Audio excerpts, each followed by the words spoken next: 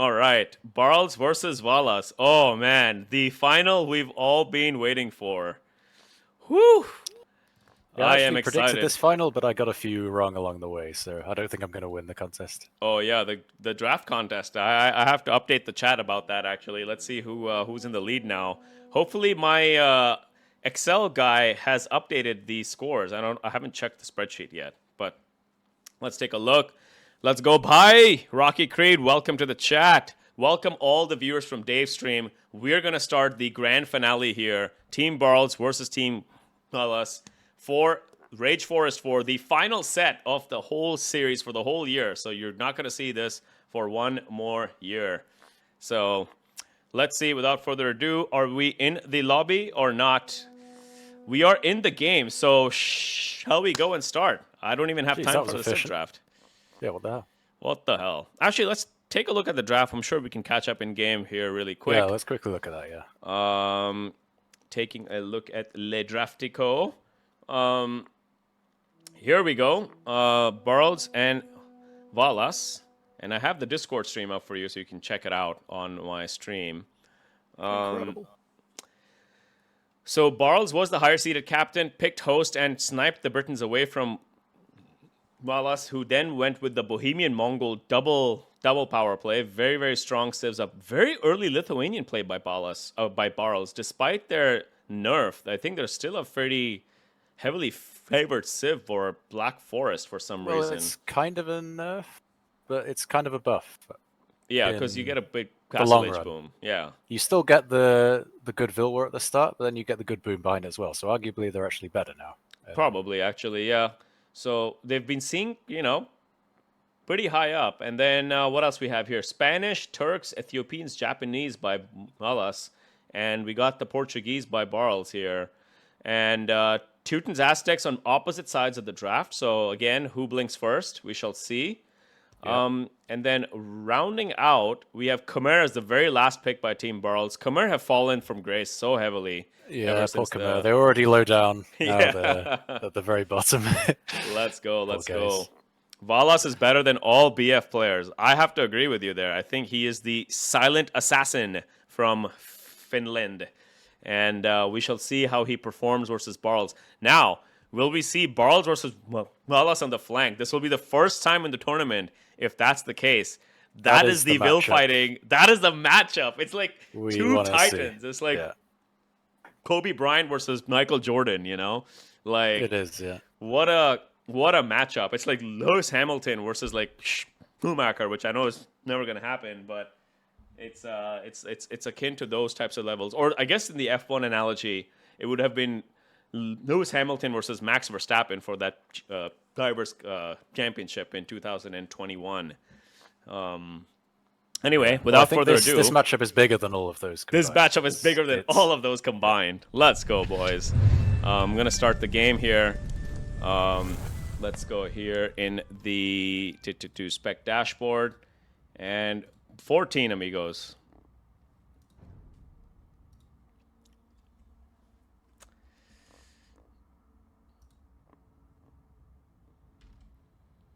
Yeah, I'm in the game now. Let me know if you want to fast well. forward or... I will to return to map, swap the team since Barles is the higher seeded team, and boom. Oh, change your title, Williams. Let me change the title as well. Yeah. Good call on that. Title is Rage Forest 4 Grand Finale. Team Barles versus Team Valas. Let's go, boys. Brutal. All right. Wow. So we have Valas into Andre this side of the flank with Barles into Regiden on this side. So Barles going in with no loom, trying to be super greedy, and Regiden will wall here. He could have easily sniped the Vil, but I don't think Richard wants to take a villager fight versus Barles at all.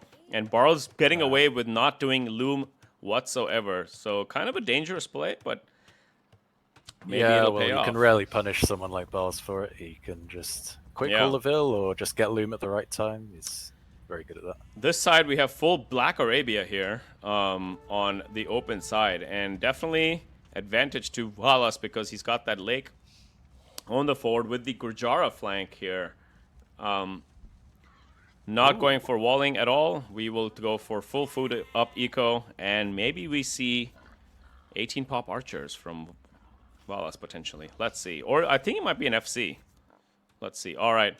So Barles now, still no loom, and Richard now recognizing that he has no loom, but still will not engage. Barles sending more vills forward with loom this time, and looks like we are going to get some Vil fights here on the flank. Nope. Barles going for the walls instead.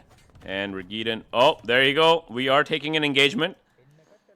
We are taking an engagement here. Oh, no, but we finished it off. So Barles going to go on the other side here. Try to potentially disrupt the pocket, maybe, if he can get in. Let's see. Let's see. Kayalo Kitty. Motherfucker's so scary he doesn't need loom to be threatening, right? Yeah, Fucking gangster, dude. Yeah. Jan Chess, Williams, thanks for great tourney. You are welcome. I love doing this, and you will see this every year from me until the day I die. All right. So that's commitment, Williams. Oh, that is commitment. I practice non-monogamy with my women, but I practice monogamy with Age of Empires and for the Rage Forest tournaments. It's a good way of putting it. Yes. I like to play in other fields in life. Ooh, Barles at a significant disadvantage here, scout-wise. And that wolf also kind of helping out a little bit. I think you'd be able to save that villager here. Yeah, no problem. You could try and de-aggro the wolf and get it to attack Richardsville, but yeah, he's... No. Richard going for the safe walls here. As the flank Turks, he wants to get the forward castle drop. I don't think Barles is going to let him castle drop, though. I think a archer play might be in order here to stop that in the feudal age. Meanwhile, on the pockets, we have Bulgarians and Manuna's Magyars with the lake in the back. And on this side, we've got Zastospi Ethiopians with Mr. Planner Persians, who will be going for the dry boom here with no lake. RF69, Keller's Revenge. That would be pretty funny, right? If he actually made it up there. Let's see. Maybe that'll be the RF I finally get a game. Yeah, maybe. We'll see. We shall see. Oh boy. All right. So, Andre with the walls here on this side. Let's see. Trying to wall off his pockets. Did Valas sneak anywhere? I don't think so. Just see his scout. I think he's just going to go for maybe archers. Let's see. Got a barracks up. And we got 18 pops, so it might be an 18 pop archer build here. No one on gold yet. Looks likely. But no one on gold yet, though. So 18 pop archers, you want to have 3 on gold already. It's a very, very tight build. So let's see who takes it back. Yeah, I think he'll go on gold soon. Yeah. Taking that extra board, kind of dicey. Will he get a bite on the downhill? Oh! So close. Oh, very, very good micro there by Richard. Able to save that villager, no problem. And a professional long lure is complete. All right, so here's a flare by Valas. Nice little tight walls here. Hasn't taken his lake yet. And will secure the map. Not on gold yet. Okay, we're going on gold now. All right, I am going to fast forward here a little bit now, by the way. Yeah, let's go. Let's fast forward. There comes the archery range. And Stonewall's up by Andre already. And they have denied the archers by Valas. So good job on Andre to deny that. Yeah, good job, Andre, there. For I think sure. Valas was a bit complacent there. Definitely a little bit complacent on the build.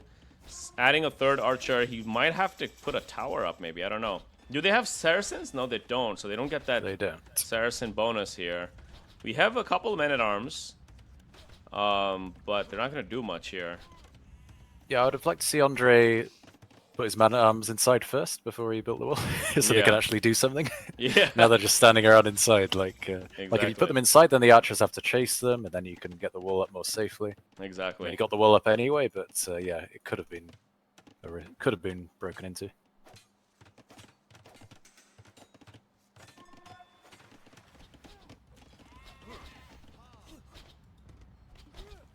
Will he break? I mean, it's going down fairly quickly, and if he adds Andre like a just villager, needs to add a tower behind this. yeah, and then he's totally fine. I think that's what he's going to do with these 4 villagers. He is housed now, and he is upping. Is he upping to castle? No, he's not. He's not. He doesn't have the Oh, no. close. No, way. he went man arms, so yeah. Yeah. There's no way. In He fact, doesn't have a tower, Valas though. is going to be quicker. Yeah.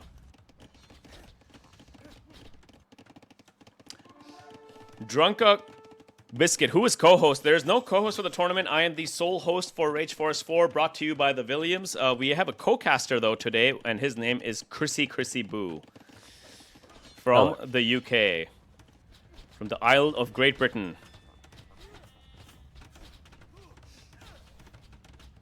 You know, I had to watch a video to understand the different nuances between the United Kingdom, Great Britain, the British Isles, which is a different thing, by the way, than Great Britain and the UK. And it's a whole complicated mess. Yeah, can you tell me the difference between those 3? 7 of 12. Thanks for the $250 donation. I appreciate you, amigo. I might see you in Europe in this summer, by the way, so we shall see. Appreciate it. Let's see. A tower also coming up for Valas, and adding up archer numbers here. He's committing to the archers here. Interesting play here by the damn Valas. What does he want to open for? Is Ethiopians going up with anything? Nope. Ethiopians going up with stable, or sorry, no, just the barracks. I mean, blacksmith market, and we have double dock boom coming up, and both pockets going to boom up here. Here comes the Turk castle, by the way. Barles slowly, casually walling back here without his wall of his own. He's going to stonewall behind as well. Yeah, Barles is very calm in these situations. Yeah, that's his big thing, right? Shaolin monk Barles, not able to show any sort of panic and playing a nice, smooth game, controlled game at all times. Don't say British Isles to an Irish person, Williams. Oh boy, yeah, that's true. You guys don't take well to that term, I'm sure. And then there's Ireland, Northern Ireland, who've always had a historic rivalry from, I think, the 1800s, I believe it was. So it's a fucking mess out there, you guys, in the UK. Figure your shit out. It's complicated. Yeah. Relationship status, it's complicated, right? Yeah, that is the best way to describe it. Thanks for always putting on a great show and awesome competition. Rage on Mizincuse. Thank you for that lovely message. Dude, bro, Maximus. Fucking love your name, dude. Oh, man. Bro Maximus. I like it. Brosius Maximus. My name is Brohius Maximus. Father to murdered son, husband murdered wife, and I shall have my vengeance in this life or the next. Commander of the Felix Legions of the North. All right, let's see. Can we get some Jannies in here on this side? No, Barles doing a great job with the walling. Are we going fast imp with Turks? Let's check it out. Nope, we're not going F5. We're just going to go with the Janny push. Persians has not added a stable. We're going to just do some map control here, adding some tiles, and Barles with the fortified wall taking in just in time. Valas managing to somehow get in on that first layer of walls here. But we're just grinding it down eventually. Yep, but I think Andre will be up to Castle Age first. And does he have the stone for a castle himself? No, he's going to play Mangonel defense here, I think. Yep. Should be good. It should be just fine. Should be just fine. Allowing Manunez here to boom up with the dock here in the back as the pocket Magyar. Really tight boom. Let's check villager counts now. About the same for both teams. This is going to be one hell of a close game here, I think. Both teams know how to boom. Both teams know how to rush and castle drop. So this is going to be one hell of a banger, boys. Yeah. Let's see. Well, Barles' pockets slightly outbooming their counterparts. I mean, they've both got lakes, but Stuzzy has a lake, but he's still slightly behind. Valas adding some lake eco in the back as well. Will he throw up a castle of his own, though? He's got 300 on stone. Don't think so. He's adding Shrivamsha riders to try and get in and do some raiding, potentially. Can we get a shot on these villagers? Okay, no. We're going back. Oh, that scout inside has been... Oh, the camel scout. It's on 0 HP. Just hit it with the villager. Yeah, 1 HP, 4 just HP here. Yeah, no, he's got a man-at-arm patrolling, so... Yeah. Valas might get in here, actually. 1800 HP walls. They're down to 700 HP now. So let's see on this side with Regiden.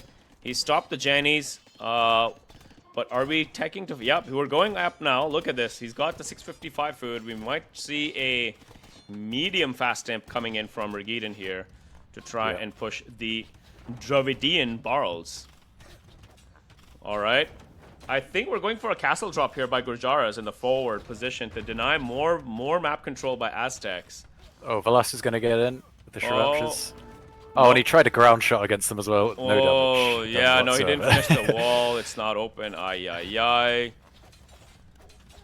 Okay, adding some Spearmen here. Archers and Mangonels coming in for Valas' team on the right side of the flank.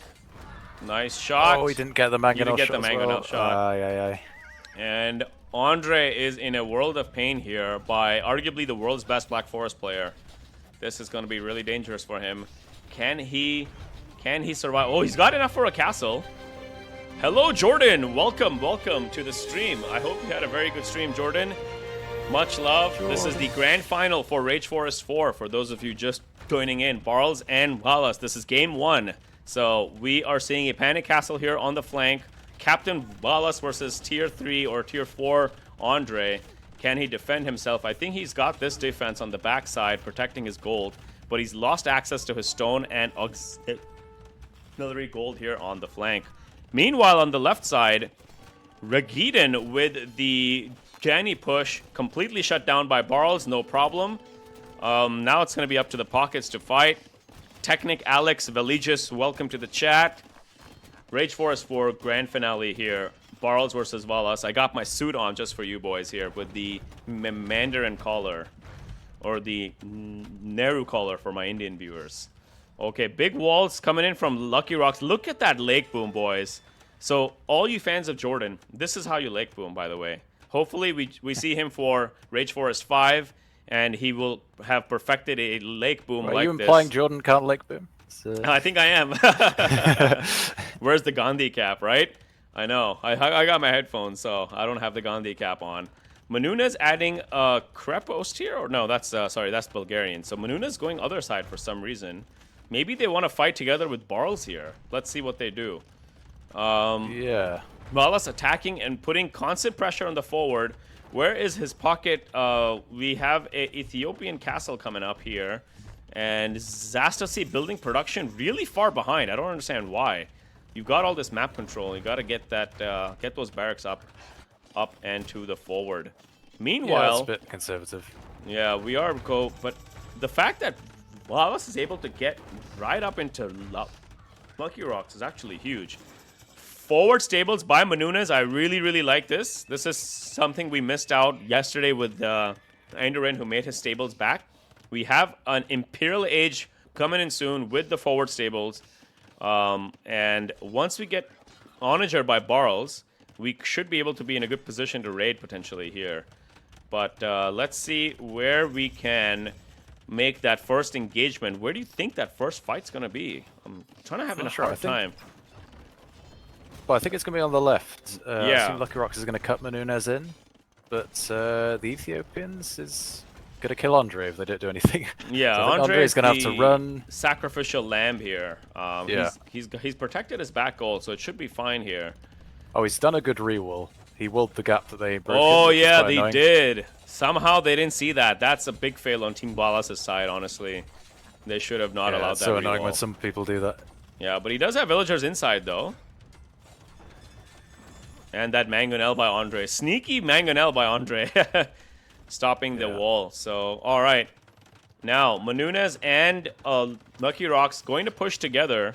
Where are they going to make the cut? I think Red Valas sees that they're going to try and cut there. How does he see it, though? How does he flare this? How does Valas know everything, man? That's insane. Yeah, he's just a spidey sense. Spidey senses have been activated. So this is the battle of the Pocket Paladin players, Mr. Planner and Manunas. Well, the issue is that Lucky Rocks is not even imp yet. Yeah, that's so he's true. going to have to wait for that, and then he's going to have to do Onager. That's a really slow imp by him, honestly, with this lake Yeah, boom. well, he I was think disrupted panicked. a bit. Yeah, he panicked with the walls and didn't click up very fast. So there's the imp now by Lucky Rocks, and Onager is being teched immediately. It's going to be a little bit slow, and Regiden doing the fortified wall play as he looks to kill Barles' castle. Oh boy, here comes Manunez's Paladin to snipe everything up, and oh no, Mr. Planner too late to the punch here as Manunez cleans up all of the siege here by Regiden. And saves that Barles' castle as well. Saves Barles' castle on the flank, and Mr. Planner just a little bit too slow on the reinforcements there.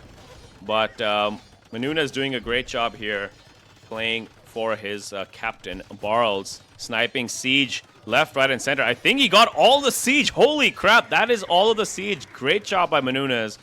All the siege from Richard has been taken care of. And now they are looking to push very, very quickly here onto a fragile 1 TC economy of Regiden. If they don't hurry up and kill Andre very quickly, this is going to be a disaster push. Okay, let's go, let's go. Can we get some shots? Yep, we got a cut. Let's go, Manunez. I don't think Regiden will be in time here, but Mr. Planner has big Paladin numbers, 18 Paladin to 32. So Manunez has some Paladins in the back. He's going to go straight back down. And this is such a close game one. Yeah, he's going to send these in directly to Mr. Planner's farms. Here comes the next batch of Paladin. What a close game. The score's been going back and forth. Map control has been receded. But I think Team Valas has an advantage now because Aztecs has lost their base completely. Versus Regiden's base is fine so far, and he has a lot of army out to counter the Halberdiers. Yeah, Andre is well out of the game, and one other problem is he can't even contribute with monks because he's lost all his gold. So that is gonna have to wait for trade, and then yes, yeah, so he can't do anything for a long time. Team Valas have asserted dominance in this game one right now. It's up to Manunez to make Regiden absent from this game, you know. So let's see what we can do. Ethiopians now coming here but they're gonna lose all their SO. And Bulgarians now looking to put some Krepos in their trade of the early trade of Mr. Planner here. Let's see if they can fight that back. Dravidians adding Elephant Archers now to the fight. Very good army choice composition by Barles here. But can Manunez flood this fast enough is the question. Where are those Paladin? Okay, the Paladin are going into the Ethiopians' base and doing a lot of damage, actually. So let's see. That's quite annoying. They're going to kill a lot of vills. Let's see the eco KD here by Manunez with Paladins. 8 villagers down already from the team, but they're doing a good job responding and shutting down this push. Team Valas now stomping in, and a big cut down into Manunez's base here by Zastose. He's idling though because he's at home really busy trying to fight his way out of these Manunez's paladins, and Mr. Planner going to help him out. And if we can continue this push, this is going to spell danger. And if we get this lake down and Manunez's base down, this is not looking good for Team Barles at all in game one, as Team Valas asserts map control against Team Barles here. I'm not sure how Manunez is defending this. As Magyars, it's impossible, yeah. This is looking really dicey for Manunez now. Maybe he tech switches to Cav Archer. I think it's too late. Lucky Rocks is going to have to help out with this defense on the right side of the map here. But they are full pushing, and Zastose is kind of down to 90 pop for villagers. Yeah, he's lost a lot. He's lost a lot of villagers from the Manunez raid, so it looks like his push might be slowing down now. But Sri Vamsha riders now from Valas might get into their trade, and let's see how they fare versus the trade raids here. Yeah, they don't seem to be responding with any military in Manunez's base. Yeah, it looks like they're going to push instead, keep pushing and keep the pressure on Team Barles, or I mean Valas here down the middle. And looks like Manunez doing a great job versus Regiden as well. Manunez with the 59 eco KD has done his job as disabling the Ethiopian player big time. Valas coming in with a castle on Menunez's base. So Menunez now rang getting the town bell. Oh my counter raiding here. And this is not looking good for him at home. He's going to need some help. He's against 2 players. But Bulgarians is focused on fighting in the middle because Barles wants to deny the Ethiopian lake boom. And the trade here by Mr. Planner. So Barles doing a great job. To zoom in. Zoom in. All right, zooming in here, back in. Lake boom dead. Menunez wishes he was at a wedding, right? All right, so Menunez is able to get into Valas' base as well, continuing to raid while getting raided to death at home. And looks like we are responding finally to the cut in the middle by Team Barles. So Zastosi having to focus full on his base now with these elephant archers, the tanky boys, by Barles. Yeah, this is a really strange game because Menunez really sacrificed his base in order to do damage to the pocket. But yeah, but Valas doing a lot of damage to the Paladin pocket, and Paladin pocket now down to 112 vills. He still has his lake though. Once they get into this lake, it's going to be really tough for him to sustain this Paladin production. But looks like Valas now adding Gurjara camels of his own while Menunez raids his base still. And will they stabilize down the middle? I think with the Zastosi Halbs and the Pocket Paladin from Mr. Planner, only 19 left though. We are going into Scout Cav, trying to get back map control, and Team Valas now full pressure into Menunez. Yeah, they're in a good position. They've saved Zastosi's base. Yeah. On the other hand, Menunez's base is completely... Yeah, and they can't trade without Menunez and Andre. So they're down 2 bases now to Barles' team down... Barles' team down 2 bases to Valas' team only down 1, maybe half a base, like as Zastosi adds some population. So definitely advantage to Team Valas here on game 1 as the Bagains 2-handeds come in to try to clean up and secure the base now versus Gurjaras. Yeah, I think this is what they had to do earlier. Yeah, they can't lose Menunez's base when he's the Paladin player. He can't lose his whole eco like this. Yeah, Menunez down to 94 wills, only 9 army. He's got 2 in queue, so they are going to push back all of the Bulgarian push on the forward. And Turks adding bombard towers. And I think there's a huge population difference, obviously you can tell here, by Barles' team 50 pop down and Valas' team with 50 more army. And Valas now having to tech into UU to fight the Bagains 2-handed swordsman. Wow. Menunez doubling down on his lake now. He has to get back into the game. He's got still 88 vills left. Andre, meanwhile, 54 vills, imp, and he's adding monks to try and secure some map control back. And it looks like both teams are now going to have some sort of an equilibrium as we go into the late Imperial Age at the minute 44 mark here. Wow, what a game. I don't know if this is a mistake or lack of resources, but he doesn't have Bagains, Lucky Rocks. Oh, Lucky Rocks doesn't have Bagains. So Menunez doing a big eco push here, 100 vills killed, but 84 lost at home by himself. So let's check res. Everybody stretched to the limit. Nobody really floating anything. But Team Valas with the slight advantage on map position as Valas looks to consolidate his position in the middle. Not getting any help from Zastosi though, as Zastosi is busy cleaning up the Aztec base in the corner and adding TCs to the back as well. We've got some siege here from Zastosi that is going to be really key to continuing to push here. And are we going to see some more reinforcements here for Valas, or will he get pushed back? I think he might get pushed back here. Adding camels now.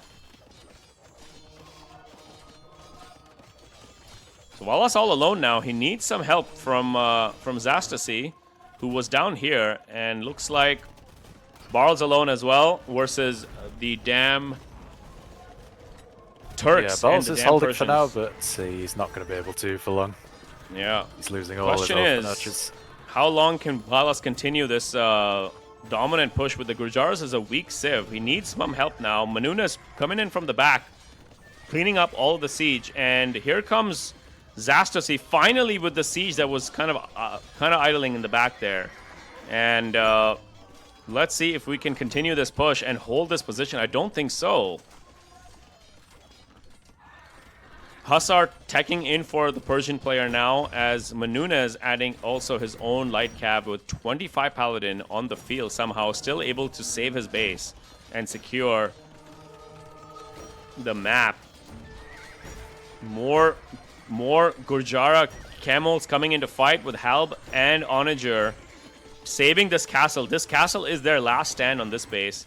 But let's check on this side. Bagains also coming in here. And Ethiopians needs to boom back on his lake. He is 125 pop now. And looking to contribute with some siege here on the forward. I think Andre needs to contribute just something like pikes. Yeah, he's up to 81 vills now, but he's adding some pikes as well. But the monks obviously he's not going to making work trash because he's just got no gold access. You can't just go monks when you got no zero gold here.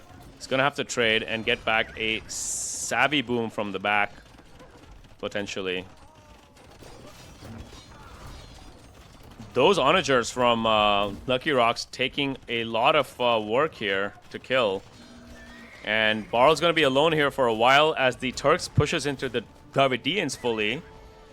Barles looking to try and get another trade raid going, but it's going to be hard for him as Valas team able to consolidate their position here in the middle, fighting both pockets. And let's see what Andre can contribute here with some Aztec pikemen. I don't even think they have Garland Wars, right? Yeah, he doesn't have a castle anymore. So Andre losing his base and all of his gold. So he has 0-0 res. He does have the stone for a castle though. Let's see where he puts it up. There's the castle. As I just said, he has the stone for a castle. He's got that stone. He's gonna look to make Garland Wars and a Treb and contribute at least in some capacity here. That's an ambitious castle, I must say. I must say. At least he's getting it up, unlike last set. Yep. There's the Treb gone, and the BBC's gone there, potentially, from Zastasy. Zastasy also not too hot on gold right now. Yeah, at this point, it's still a big mistake. The Lucky Rocks doesn't have Bagains. Bagains just yet, like, yeah. I thought before maybe he couldn't afford it, but now he's made so many two-handers this game. But yeah, he can afford it. He's got the res. I think he's just forgotten about it, yeah. Yeah. It's hard for Turks to push into Elephant Archers, honestly. Like, even with the Bombard Cannon micro. Regidan is up to full pop. All of Team Valas is full eco pop now. And they just have to keep this pressure on and keep that castle alive at all costs. I don't think it's going to go up now because there's two castles firing at it and Trebs. So Valas team is going to have to lose out on this forward position, and we have an equilibrium now between the two teams. Well, Barles' base is the problem now. Barles is completely out of army. Yeah, Barles is out of army, and Turks is in here, and Paladin are going to be cut in to potentially raid the damn Barles. Yeah, I'm not sure who's coming in to save him, to be honest. Yeah, Manunas is busy trying to recover his own base and adding villagers and trade carts. But Lucky Rocks has to save him, otherwise it's GG. But Lucky Rocks, what does he add to this fight? Halb SO versus Turks? I don't think so. Yeah, it's not ideal. Manunas just came and sniped a load of Vonagers from the back with light cav. Ooh, there you go. Nice, nice, nice. Okay. So all of that cut that they were kind of hoping to get has been negated by Manunas' Paladin. Manunas still able to make Paladin despite his base basically dying. I don't see any of his base left anymore. But they wanted to secure the middle, and it has been secured now. But it looks like Barles' base is in big danger now. How do they fight back? They're on the back foot. Barles has no army. Down to 15 pop, or for army at least. 168 villagers, though. Got a lot of trade in the queue. And he will need help from his allies here before their trade gets in a very precarious position. Yeah, Barles just needs to mass Elephant Archers. He's just struggling with the gold, and they keep getting sniped by cannons. Yeah, if he's able to do that, they could hold it. Yeah, they have Janissaries and hand cannon here, but mostly Janissary bombard cannons. And the slow, cancerous bombard tower push here by the Turk player is really hard to push. Mr. Planner with big paladin numbers, 42 paladins now on the front. And this may be the beginnings of GG here, but let's see. Team Barles is a resilient fighter, so they are going to fight this back as they fought back the middle push, which looked really, really strong for Team Valas. Yeah, Aztec Pikemen now coming out. They definitely survived longer than I thought too. So they are they are warriors after all, and game 1 is not over yet, boys. It is absolutely not over yet, but it is starting to look like it's over. Okay, Andre just received 37 stone from Menendez. Nice, sure nice. That's gonna help. Yeah, I think he wanted to repair his castle, but the castle is down by Andre now. And there's the GG. Brutal domination. Game 1, Team Barles down 1-0 to Team Valas. What a game here for Team Valas, with arguably some kind of weakish civs. Gurjaras, Persians, and Turks, Ethiopians into Dravidians, Aztec, Magyar, Bulgarian. Yeah, I think the big thing this game was Valas was able to kind of dominate his side, get to pocket. Kept the pressure on those walls non-stop. Yeah, got them a huge position. And he got whereas Lucky Barles Rocks kind to of respond. just sat back. Yeah. Yeah, I don't like the way Barles played this. I would have liked him to actually Vilwar rather than just giving up the walls to Turks and just letting him FC and castle drop his face. Yeah, I think I thought he kind of allowed it, but I think he was fine. I think the game was lost on this side, Andre's side, unfortunately. Yeah, when he was fine, but he's like, he's the best player. He's got to do something. He doesn't want to just be on parity with his flank like he wants. Correct. Maybe if he went for archers himself and did what Wallace did and just kept the pressure on Turks, allowing Lucky Rocks to free boom, maybe that would have been the play. Who knows?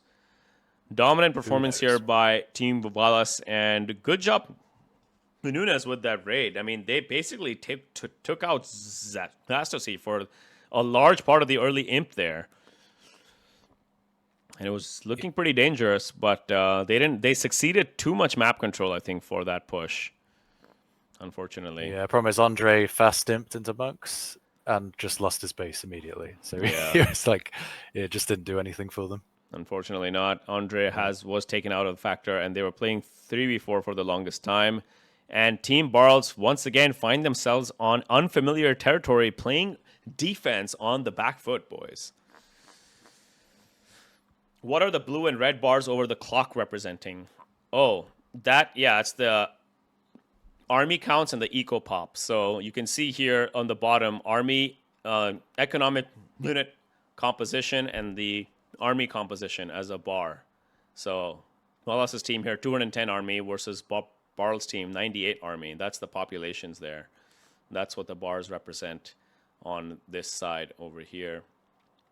And then this is the value of military on Wallace's team and the value of the military on Barles' team. And so that's the specs here. Capture Age is a great software, honestly. They've done a good job with all these amazing stats here. Professional stats, indeed. Total pop is on the left and the right here, as you can see here. Wallace's team full pop, and Barles' team 628 out of 785 pop here on the map. So good map control, good map reads here by Wallace team, and they are able to sneak that game 1 victory. Let's take a look at the civs now as we head into game number 2, boys. 14. All right. You see the drafting? Oh, there we go. Way ahead of me.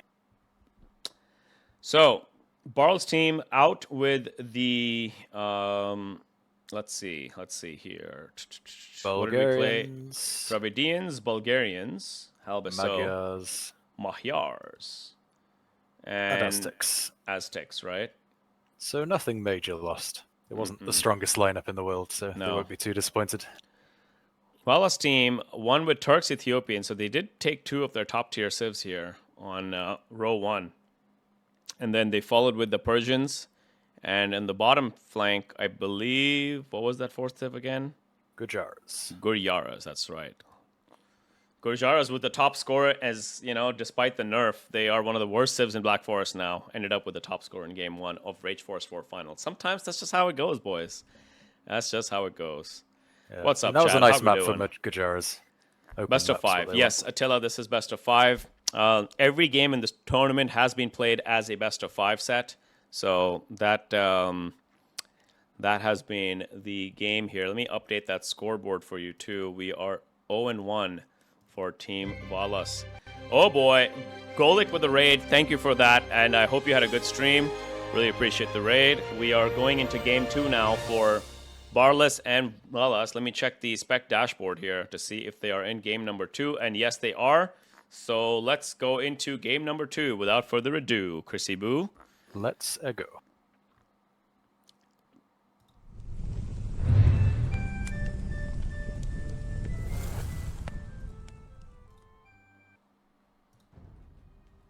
All right. Saracen Barles, okay. Oh, we got the matchup we wanted. We got the matchup. Well, let's see. Let's see. Okay, where's Capture Age? All right, here we go. Barles Valas, yes! Yes! Let's go, boys! Captain versus captain, 14-14. Let's fucking go. Oh. Let's see what these guys do. Villager fight. Barles versus Valas for the first time in the tournament. Can we see a brutal villager fight for the viewers? Let's go, boys. Yeah, both of them without Loom for now. Valas is just getting it. Just getting it. Barles Yeah, hasn't clicked it yet. Yeah, he thought he was versus Andre again, and he could do it. They could just agree with each other just not to get it. Yep. Both of them, and then a diplomatic agreement. A pause. Have we got a bugged lake or something? No, Barles, I think, had take a minute, maybe. Nope, no bugged lakes. Lakes are fine. Oh boy, let's go, Valas and Barles. Barles going for the walls, not engaging. Okay. And I think Valas will also take the wall. So both players recognizing and acknowledging each other's superiority in the will fighting and deciding to just go for the easy walls here. Yeah, well, Valas lost a lot of HP on those vills. I'm not sure how that happened, but without he didn't get any loom, damage in right? return, so his loom came later on. Barles, so yeah, I think the scouts must have did a lot of damage while they didn't have loom. Right. So yeah, he just gives up the wool. Nice. All right. But he's Japanese with a back lake, so he's not too concerned about that. All right, battle lines have been drawn. Pretty peaceful game. No villager fighting going on here early in game number 2. Ooh, Menunez almost lost the vill. Was he accidentally clicked a boar? Oh, really? In the middle. He had to de-aggro it by putting a palisade on top. Menunez.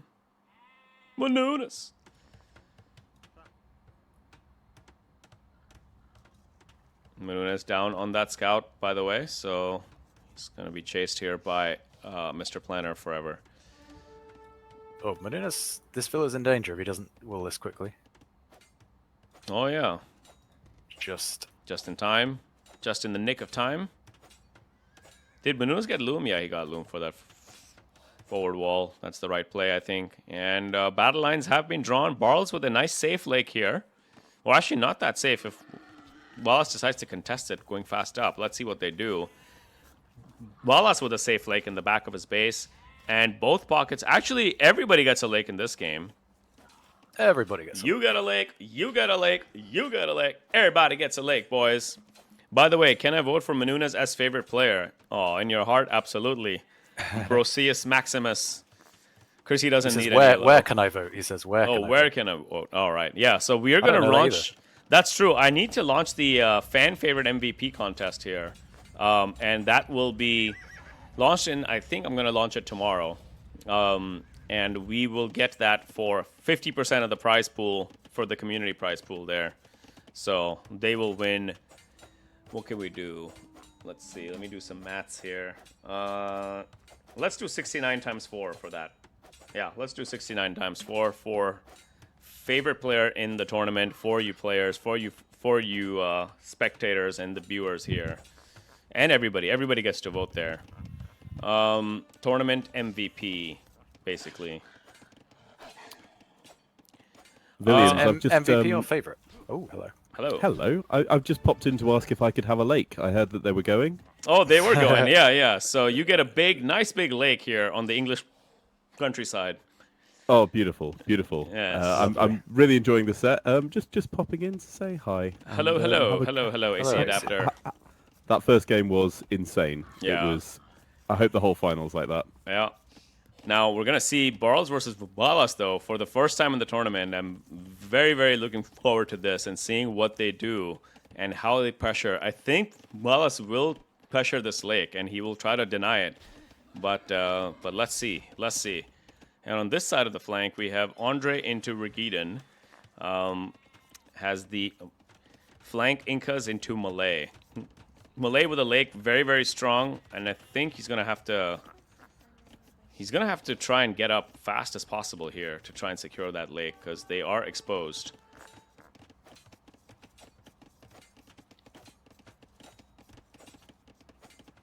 Yeah, Andre's got a very unsafe lake. Yeah, Andre's bolt. On the other hand. Yeah, it's right by some tower pressure, potentially, by Malay. Malay do go up much faster, though, so maybe Richard will take advantage of that fact. And... Valas on Barles' wall with a full HP scout. Will he break or will he boom? That is the question. My guess is he's going to break. Let's see. Barles is 30% up. That's correct. Hasn't taken his lake at all. Yeah, I think he's going to fast fiddle up and stonewall it and then take the lake. Oh, barracks coming up from Barles. I think he's... Oh, yeah, I think he must be going archers, but... Valas abusing the gate bug here to try and get that wall down. Let's see if he can get that wall down, though, with another gate on the backside, so...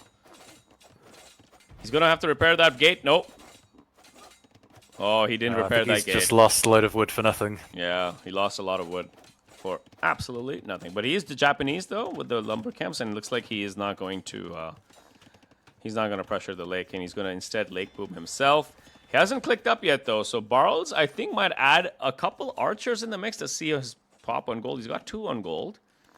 I think it's just going to be Men-at-Arm Tower, though. It's just going to be Men-at-Arm Tower.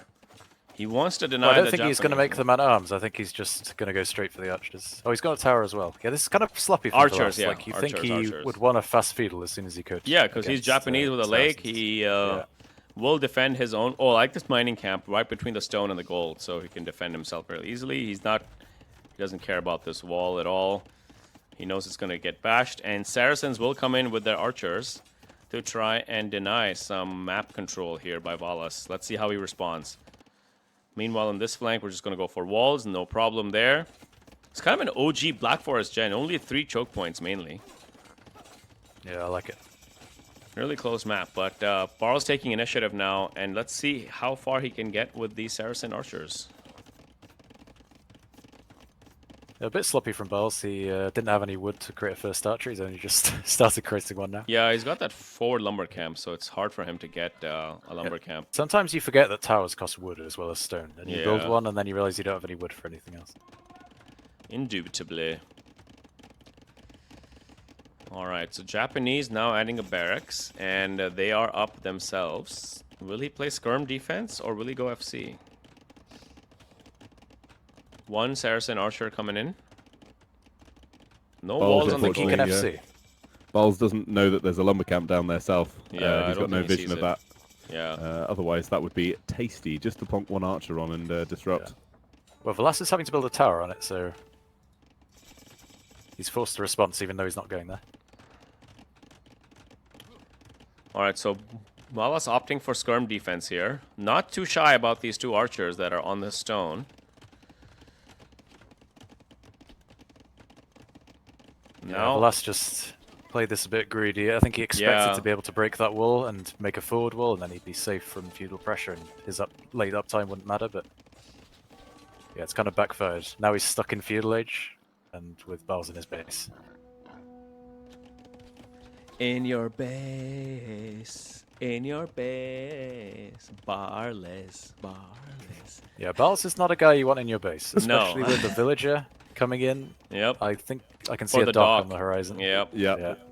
And will he make a galley to defend? He hasn't started one yet, which is quite bad. I think he needed to make one like immediately. This is a little bit of a sloppy defense, I think, by Valas. Not putting any respect on this push by Barles. Okay, he's making one now, but I don't. And there's the galley. Time to stop the dock. There's the galley, but it won't be in time. You're right. But the skirms could like delay the Vil, maybe. No, I don't think he will. No, he's going to get the dock up. Yeah, he's gonna get it's really the good dock up. from Lucky Rocks to bring his scout forward there. Yep. Literally, he's kind of saved us forward. Yep. Yeah, full HP scout.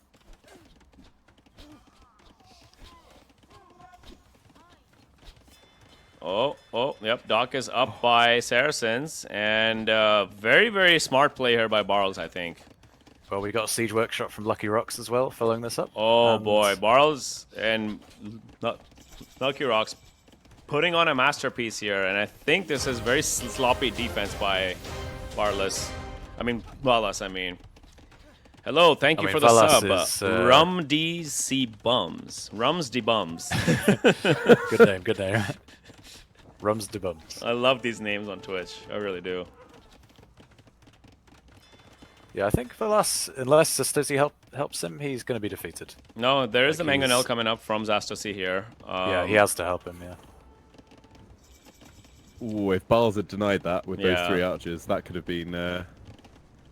Could have been really, really spicy for them. But I think, let's see, Barles with 37 pop, 40 pop for Valas, and oh, the Mangonel is gonna be a huge problem here. Ay, Mr. Planner with the scout a little bit too late, but I don't think he can contribute much right now.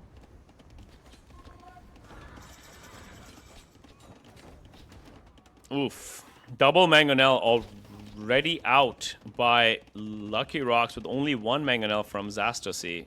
Will we see a monk too from Vietnamese, or what is this villager coming forward for? Let's see. I didn't even note the fact that we had Vietnamese pocket. I just realized Vietnamese pocket, that's kind of weird. Thank you for the subs, Joseph Sedlakzek. Very well. I don't know if I said it right, but I did not expect Williams to struggle hitting a name containing the word rum. That's right. Oh, big shot on the archers there from Saracens by Zastosi, so should be able to defend this very well. And Valas' villagers scrambling around for the eco. I think Barles wants to go up now after he lost all those archers. He's spamming the market and should be in a good position to go up. Well, Yeah. Valas, though, is not in a good position to get any of his golds. All 3 of his golds are kind of compromised. And this forward gold here as well. So not a good map here for Valas, and I would have liked to see him defend this a little bit better. And he's lost his lake too as Japanese, so full lake pressure by Barles here against his counterpart Valas on the defense here. I think it's fair to say Barles has come on top in their first matchup. Yeah. See how the next one goes. Andre with the castle drop Incas on the flank position into Richard. Maybe he follows it up with a fast imp. Yup, he's got fast imp res now. So we are going to be playing Monk Treb from Incas into the damn Malay, who maybe might be able to get their own fast imp up, but their lake is exposed, so that is going to be dangerous. I mean, as a Civ, Malay are quite handy for dealing with imps when you know it's coming. Yeah. That sort of faster up is a really handy bonus to deal with that. Indeed, and they also have the BBC, mind you, so they can try to do BBC scout defense for the fast imp by Incas. Zastosi defending his captain here, but Lucky Rocks taking some good Mangonel shots, denying gold from Valas. So Valas is completely out of gold and unable to secure any of his 3 golds now. This is huge because Barles, on the other hand, has added 48 villagers and is halfway up to castle. I feel this could be a missed opportunity, though. I feel like Lucky Rocks maybe could have added a stable, knights, and they really could have killed Valas, yeah. But now they've kind of just got a Mangonel war, and Valas has still got a decent number of villagers. I mean, he's lost his lake, which is bad. He's lost his gold, which is the biggest thing, and I think he's going to have to They could have gone for the kill.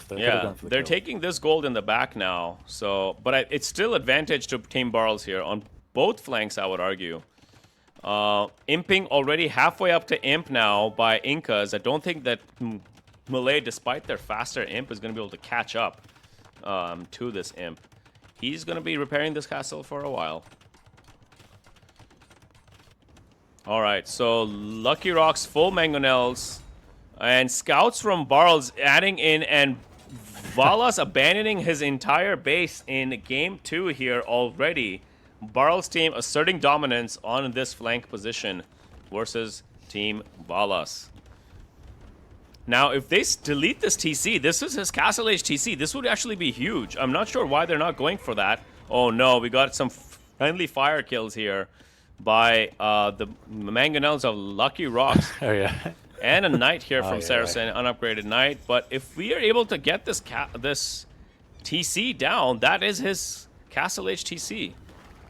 And I'm not, and you're right, I don't know why they went for the number camp kill instead of just going for the TC and completely shutting him out for the majority of the game. I don't think he's going to get to Castle Age.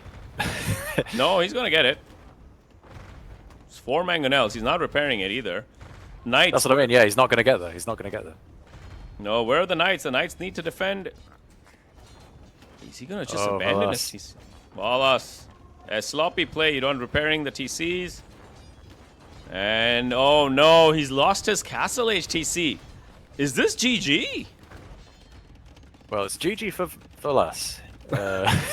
He's not going to be in this game for a while. For a really long time, in a full coma. Japanese with a safe lake. I'm really surprised that he's unable to protect his lake and defend with a wall, with a stone wall. I don't understand what his plan was here. Yeah, Mr. Planner's going to need to make some miracles here, and he's going Cav Archers. Yeah. Which is not a unit that's going to just steamroll someone. Down in the south, Richard is holding with walls. He's made himself up to Imp. Clicked Chemistry, and is just going to hold as much as he can. I'm sure he's aware what's going on the other side. Yep. So there's not a great deal you can do in this situation, but yeah. That's a perfect hill for a castle. It's in, like, the perfect place, guarding the lake. Yep. And it's going to be hard for the Trebs to actually kill. Yep. And your Treb's on, like, that little extra hill for your own Treb. It's beautiful. Just exactly. Nice. And he's going to get some BBCs out, potentially. I don't see... Okay, I see a workshop there, so that'll be nice to defend versus this Monk Treb here. Menunez going Burgundian Paladin. And it's quite strange that Mr. Planner's going Cav Archers. I'm not sure what the thinking behind that is. I think Cav Archers do decently well versus Burgundian Paladins who lack bloodlines, right? So a good enough mass should be able to do fine, but Menunez will have the mobility for sure. Yeah, I suppose they can be good against Incas as well. Yeah, exactly. That's why you don't want to ever open Incas and Paladins, right? But in general, this Civ combination is just very strange. Vietnamese and Huns, that's very strange. Yeah. Vietnamese now on the back foot, having to wall up his base forever, while Zastos, or sorry, Lucky Rocks on his way up to Imperial Age should be able to take Onager, and Barles can just spam and flood. It's not looking good here for Team Valas in Game 2. Here comes Richard the BBC. And Andre lost their castles simultaneously. Yeah. But the BBC is the X factor here now. Will he get converted though? Will, yeah, that's the fun with the Monkers. Menunez can go in now. It's open. Yep. Menunez will be able to snipe these traps. He's an expert at sniping siege. That's his special skill. Mm-hmm. He's gonna get these traps nice and easily. And now the traps from Inca's gonna come in. Big handy here. And Cav Archers are falling back. I think this game is over. I hate to say it early, but this game is over before minute 28 already. I'm just disappointed that Richard hasn't made any demo ships. Oh, that's right. Are they coming out? No. No, not in sadly queue. not. That would have been beautiful. Yeah, it's got to be like in the back of your mind to do. It's so easy to just completely forget it about. Yeah. There were 14 monks stood on the shore just a moment ago. Vietnamese for the tanky Elephantos. Haha, Kappa. Versus Saracens. Not the best choice, probably. And versus Halbaso as well, Celts. So, Team Barles going in with an easy 1-1 now and tying up the set here. I don't see them coming back. I don't see a win condition for Team Balas now at all on either side. This is completely over. Yeah, they're behind and they've got worse civs as well, so yeah. It's going to be almost impossible. Do you play out the rest of the game just to take a bit of time, reset, discuss your sort of plans for the next game before GGing? Nah, they're gonna have some time between the two games here for the GG is called.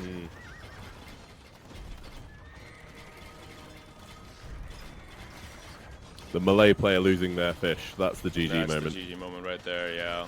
No stone, I mean, no food income for him at all. He's got 19 other farmers, I think. No, he's not got 19 farmers, sorry, he's got 8 farmers. Yeah, he was trying to make helps, but yeah, now he's just got no food, no wood. Honestly, this is a pretty decent cleanup here by Mr. Planner. Cleaned up the monks and the Burgundian paladin together. So not too shabby.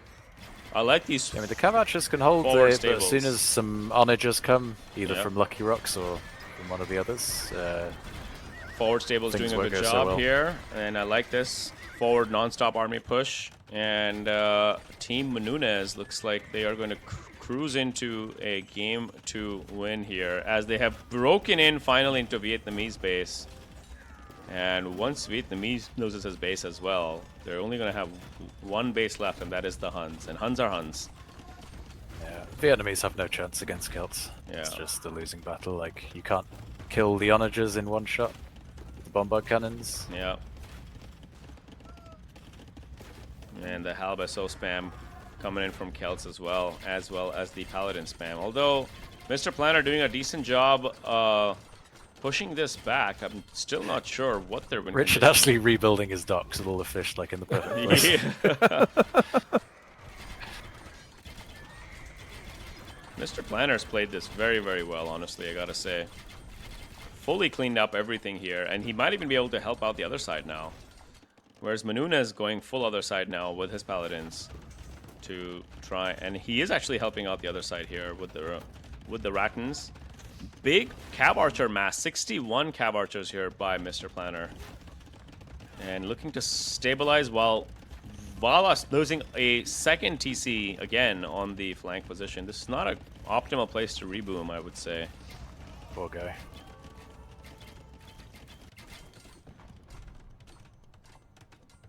Yeah, Mr. Planner's definitely the MVP in this game for his team. In a losing battle, he had a very good boom. Outboomed Menunez. Yeah, holding off 2 players, but the other side is going to be a problem. He's even helping the other side. Incredible. He's literally holding both sides back with the Cav Archers. So you've got to be hella careful on that side with the Celts, because those onagers will eat you if you're not looking, just for a moment. But that hopefully will be helped out by those bombard cannons. Yeah, I mean, Esso is coming in now, kind of late. But yeah, once that's in, it's going to be extremely difficult to hold. Yeah, I think this game is in the bag, though, honestly. Don't see Valas team coming. Look at these houses in the back. Look at this space. This should be where the trade goes, no? Thinking about trade would be quite optimistic at this point. At this point. All right, here comes the Menunez Paladin.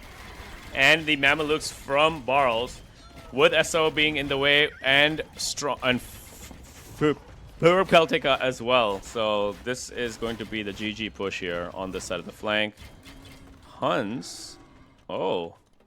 Even Onager cut by Malay to let some Cav Archer in to try and do some damage. Let's see if they can get something done.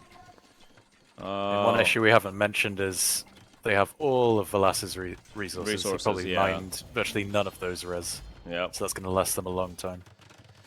They've actually built their market to the top of... Manuna is able to get in, and Hun's unable to do damage while getting in at all. Oh, they got the gate down. Let's see. Oh, they're going to try and cut. No, he's going to try and cut. There's throwing up some castles, panic castles here on the flank position. But this is a losing fight for sure. Can't really fight this. Valas adding Castle Age Pikemen. Not sure what that's going to do at all. But this is GG, boys. They're just going for the Hail Mary cut and raid. Mr. Planner at full pop forever. Yeah, wishes CA aren't quite as dangerous. Yeah. Breaking into your base. They're much easier to clean up. It's not as good as raiding. And also Hun CA do kind of tail off a little bit. They're obviously quite cheap, but they're, you know, not as good as Tatars or... Yep. Or the Magyars. Yeah, indeed. Or even Turks, for that matter, with the 100 HP Sipahi Cav Archers.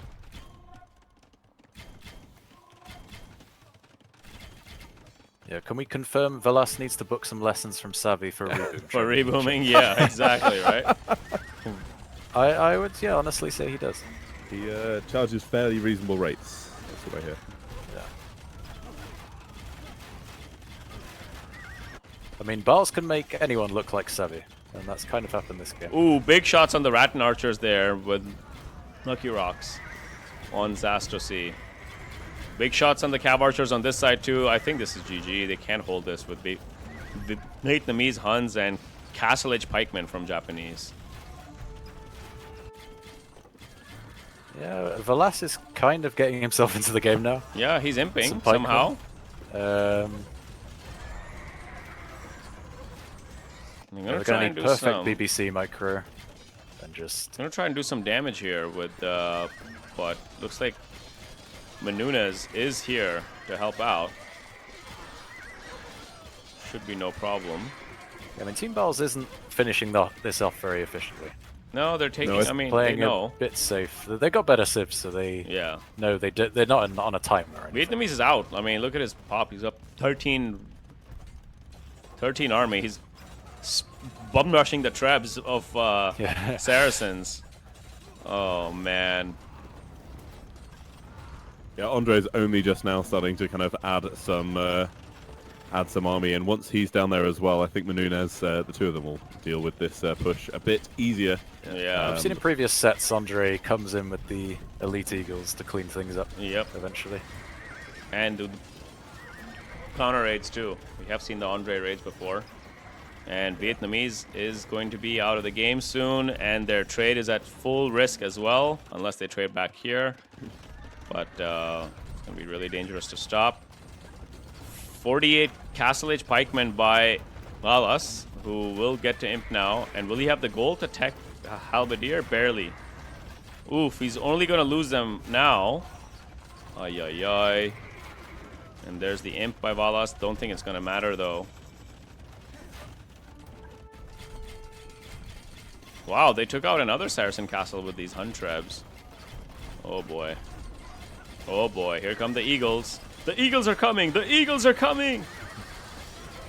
But what have they done? Nothing.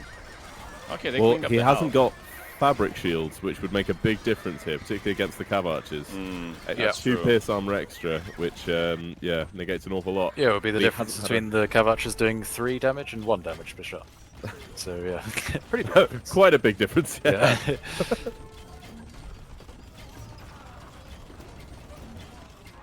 Big shots on the Cav Archer, and they are going to lose the 4th Vietnamese castle. And I think that's pretty much GG here. I don't understand why or how this game is still going on.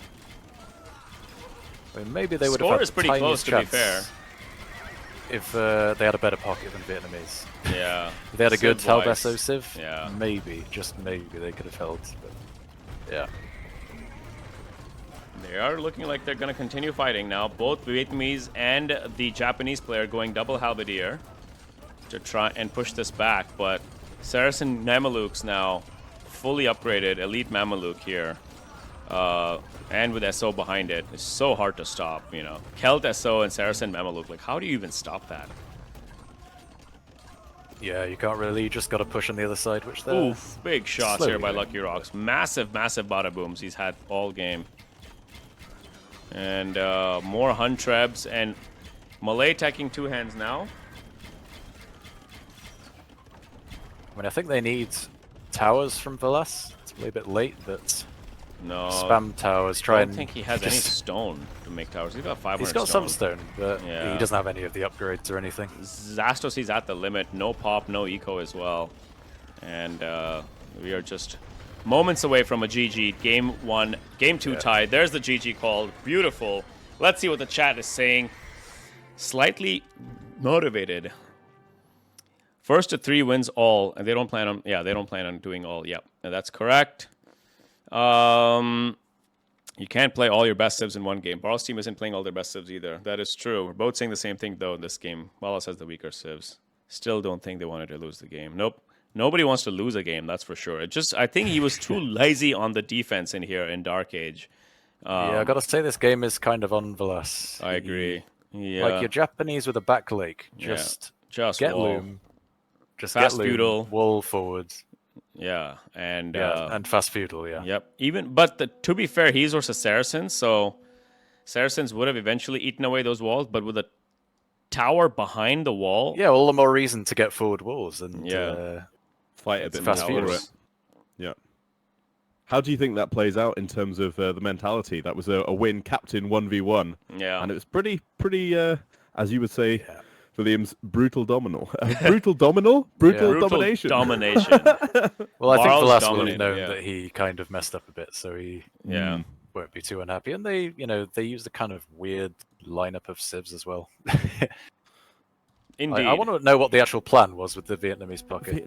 They had an idea.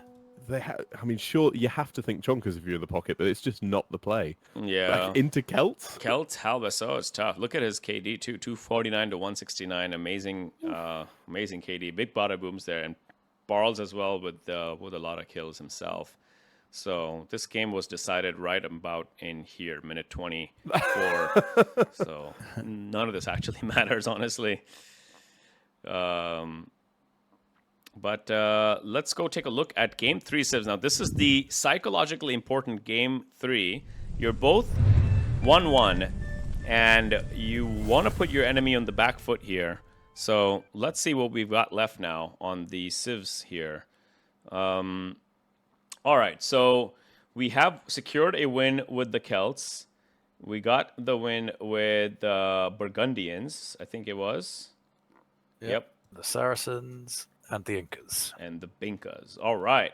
Celts, Saracens, Burgundians, Binkas. And then on Team Valas, we are down Japanese. Malay. Huns and Vietnamese. Okay, so a lot of low-tier civs here for Team Valas here.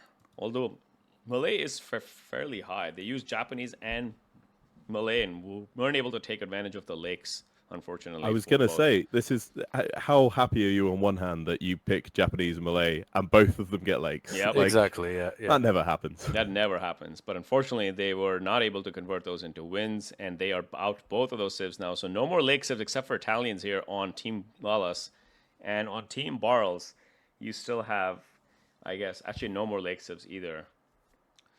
So now in this Game 3, we got a couple of important things we can point out. Aztecs has been taken already by Team Barles.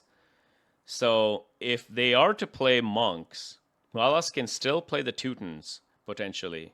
But is there any monk civ left now for Team Barles? Burmese, I guess, is a monk civ. Yeah, Burmese.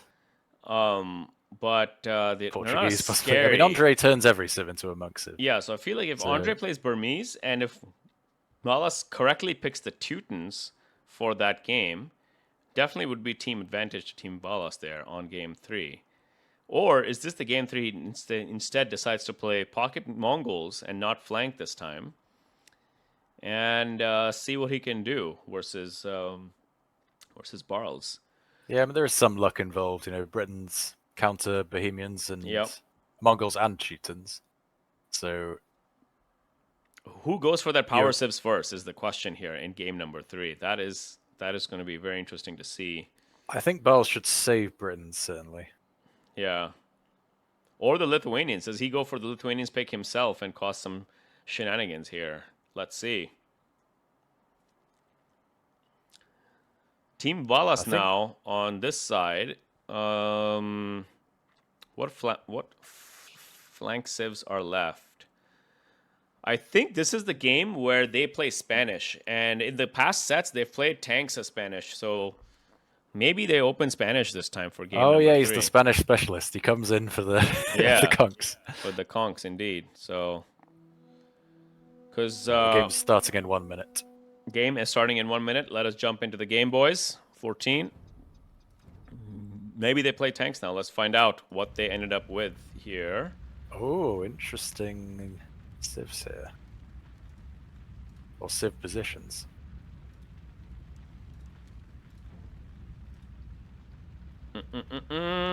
Changing my overlay here, boys. Let's go.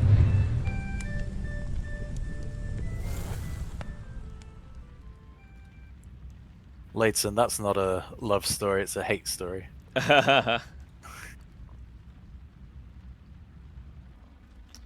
All right. Barles Vikings flank. Oh boy, who's raiding? AR12. What's up, amigo? Hello from San Diego, California. We are in the Rage Forest Grand Final here. 1-1 Team Barles, Team Valas. So, what did I call? I called it Teutonic Tank Spanish Pocket.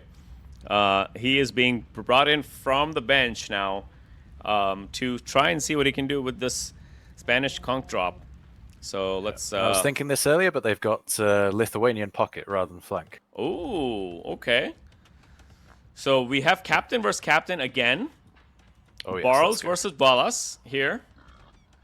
And looks like we're going to see round 2 of captain and captain. Will Valas come now to catch revenge versus Team Barles? We have a 3-3 lake gen.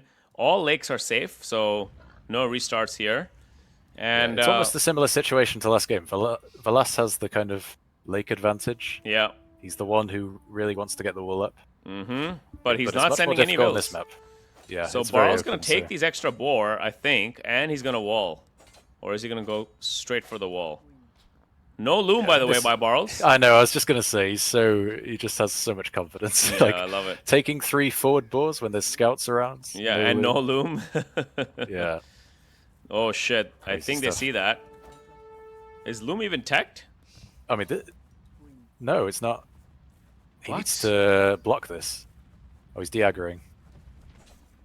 Okay, he lost one of the boars. Yeah, that's fine. He still gets 2, though. So Barles down a scout, and Valas also down almost on his scout as well. And then let's see on this side of the flank, no major battle is going on here. Okay, so Valas now with loom is going to try and get that forward wall. Ooh, he could deny both stones from Barles here as the flank position, which is pretty dangerous. Barles still no loom. That's really ballsy by him. Yeah. He's getting it now. He's All right. seen that Valas has got. It's like mind games. Yeah. You don't want to be the first to get it. Yeah, you don't want to be the first to blink. Okay, he's managed to save that low HP villager somehow.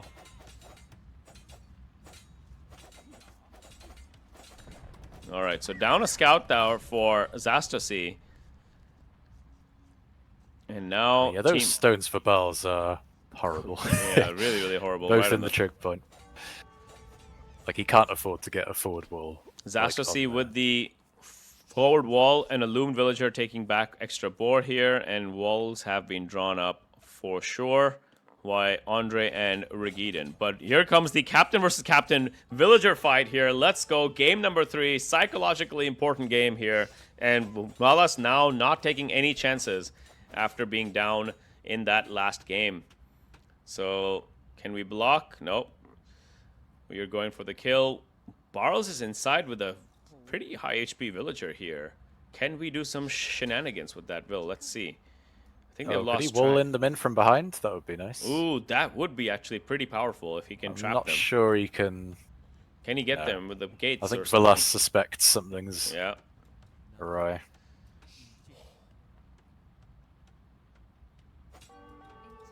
It's one of the easiest traps to fall into. You break through a wall and think, oh yes, I'm going to get a forward wall. Go forward, and they just wall you in from the other side and you're trapped. Player like Valas isn't going to fall for that. No. More villagers now from Valas now as we get into a protracted vill fight here. Will he trap? Will he finish that wall, Barles? He has one villager trying to finish that wall, but looks like they're going to go back. And I think Barles will be fine with this wall. Valas will not, or will he also wall? Okay, he has also walled now, and it looks like they will have drawn the battle lines here, no problem. Oh no, Regated! Oh, nice save, amigo. Very good job on that wolf. I need to learn how to do this wolf. Yeah, that was... the wolf flame. I'm getting there. I think I can do it like 80% of the time now. 80% of the time, it works every time. Yeah, yeah, exactly. Yeah. Capra Montana's back. How are the first 2 games? You want to give him a little summary here? Chrissy Boo for him and the other viewers who may have just joined, potentially. You know, I've almost forgotten what happened in game 1 now. Oh my goodness. Come on now. Okay, again, what I remember, yeah. Well, it's kind of, yeah, Valas kind of dominated his side, got a really good forward position on the flank, whereas Barles was kind of holding. Yeah, versus And, the yeah, Turks. they kind of just... Turks went fast Andre impish. got deleted. Andre got super deleted, yeah. And the second game, Barles just completely outplayed Valas on the flank. Valas didn't have a very good game, and they kind of won it early.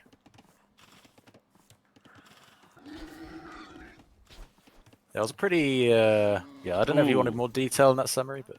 Andre lost a board to the TC, no problem though. And looks like it is going to be a boom off now for both flanks. Question is, Portuguese Andre versus Regiden, who's the Byzantine. Oh, they're going for another battle fight. Okay. No, never mind. Williams, have you tried the new organ guns? No. But I think Portuguese, as Ganji played them in the last set, was pretty damn good, where he went Monastery and University up to the Imperial Age, and got that fast imp monk treb to take advantage. Yeah, they kind of turned Valas. into a fast imp monk civ now, because the organ guns are pretty bad in Castle Age. Pretty trash indeed. So the fast imp monks is the right way to go. And looks like we are going to have a little bit of a boom off here. Valas taking that lake and making sure he gets a nice safe lake boom here. Who's going up though? Barles again, first to feudal. Will he put some pressure with a tower now as the Vikings? Let's see. He's not on stone yet, and he's got 2 on gold. I think it might just be an FC here. I don't think this is an FC. He doesn't have enough on food. I think he maybe a replay of the last game. Tower and sees into some yeah, forward tower, and I mean it worked for him last time. Yep. Remember, there's difference the is barracks. this time Valas is actually up. Yeah. So he's going to be able to stonewall probably. And he's got villagers in the forward here to stop it. Stop some sort of early aggression here.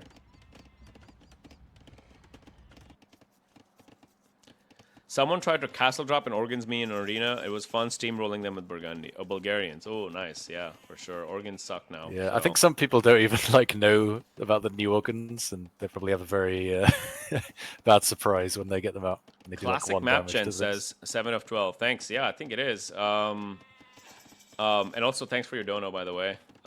We will see each other again in Europe this summer potentially. I will let you know.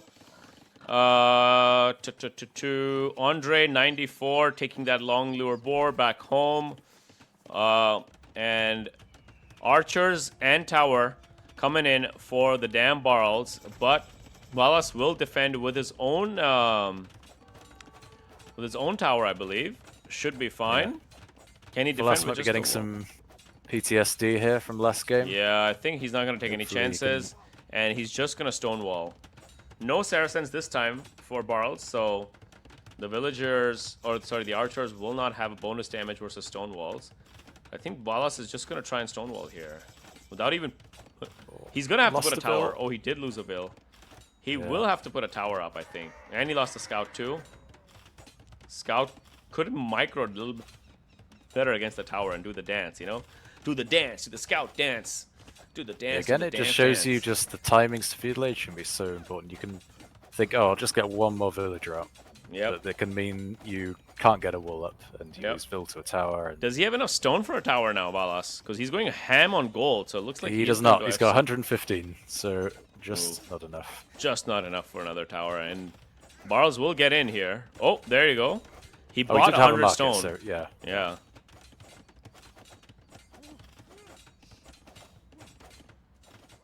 Again, he built a tower like just slightly. Oh, Barles got fletching. Barles got fletching just in time. Oh, he has to cancel the tower and build it back. Ay, ay, ay. Ay, ay, ay. Valas, a sloppy play. Andre doing walls here, so Portuguese obviously not opting for a fast imp, and Regiden doing double walls, expecting a fast imp as the Byzantines with those extra wall HP bonuses. And Barles now content with this forward position, will continue the villager fight or the tower fight, knowing that he has archers inside the tower. Oh, he's hitting the wall actually, not the tower, which is interesting. He's hitting the low HP wall. And they will slowly get in, but Valas should be able to click up soon. He's got the gold for it, and The food should be coming through shortly here. And once he gets to castle, it'll be dangerous. Whoa, whoa, whoa. Lucky Rocks once again with a mango. That's going to be danger. Zastasy, no mango. They're going for the same strat again. Mm-hmm. Double Team Valas. Slightly different this time. Valas could potentially defend this himself when he gets to Castle Age, his own mangonel. He played a little bit more defensive this time, which I like. Yeah.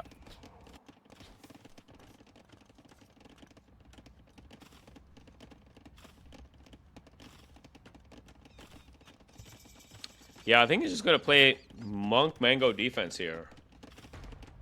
Valas. Oh, shit. There we go. Archer's in already. And going in directly for the wall. And the villager on the side. And will they break? I think they might break here. Market defense coming up. Panic markets. Panic markets here. And Valas might be down a third wheel potentially. And the Mangonel is going to make sure that these markets will... Oh, he doesn't. He's not going to have the wood for a workshop, though, with these panic markets. Oh, Zastosi is coming with the workshop there. But it's a little bit too late, though, because the Mangonel will cause a lot more damage. I mean, if they see that workshop, they could deny it. But yeah, that would be... Ah. Valas with the sloppy defense here. Again, unfortunately. And now he is up to castle. He's upping to castle now. And will lose that tower. Double Mangonel pressure. And archers are in. Valas down another villager. And another villager. And another one. A sloppy play here by Valas. And will lose that lake potentially too. With the Mangonels and archers. This is a sloppy play this indeed. time it's even more disastrous if Valas loses base because Zastosi's fish boom is in his base. So that's true. They can't afford to lose it. That's true indeed. Big stone walls on both sides here. Nothing going on. And... Oof. Barles with a split micro there. Will still lose his archers to the towers and Mangonels. And looks like the Mangonels are going straight for the TC. Potentially even the lumber camp fields here in the corner. Barles denying the lake now with the... Oh, there's a demo coming in. Will it be in time? Will it be in time? Why is he hitting the blacksmith, I wonder? Rather than the workshop here. It's funny how similar this is to the game before. We got walling up on the other side and then like... Yep. Barles docking Valas's lake, going archers. Mangonel war between the two pockets. Mm-hmm.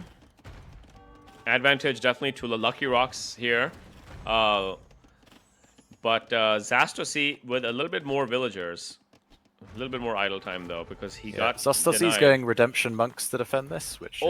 archers on Zastasy's lake, by the way. I think it's fine, though. And there's a scout from Barles, that full HP scout. Or... Did he make a scout? I think he made a scout to trap the mango. Yeah, did he make that? Yeah, I think he made a scout. There's a stable somewhere. Yeah, there's a stable somewhere. Because he lost a scout early on already. Yeah, it's often not something you think about. Ooh, redemption in from the Bohemian player here. So, Zastasy adding Bohemian Redemption Monks. That's a Bob moment right there, William. Oh, sorry, you just said that? My goodness. That's a Bob moment right there. And looks like the push will be pushed back here as the Malians looks to... Barles is adding Light Cav for the monks. He's in Castle Age, and if he takes those out, they're going ham in the this. mango pressure. They're definitely going ham on here.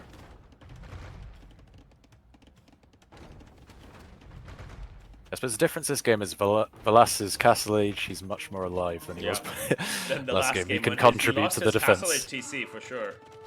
Yeah, he doesn't have to run, but he is still quite significantly behind Barles. Wait a second. Did this villager turn from blue to red? What? Hang on a second. Hang on a second.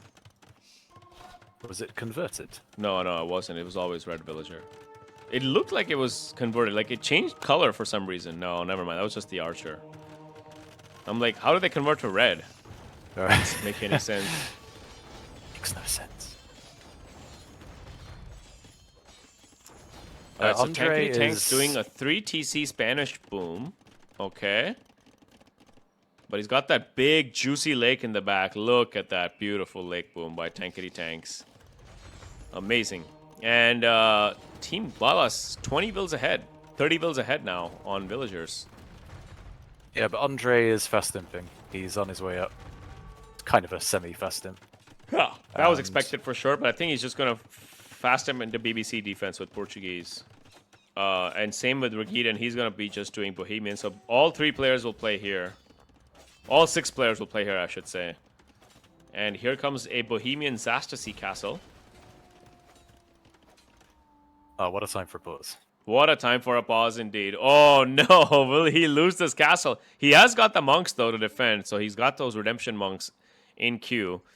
We might have to dive that he's castle. the spearman as well. I don't think they can deny this. Yeah. Because the light cav won't be able to kill these monks with his spears around.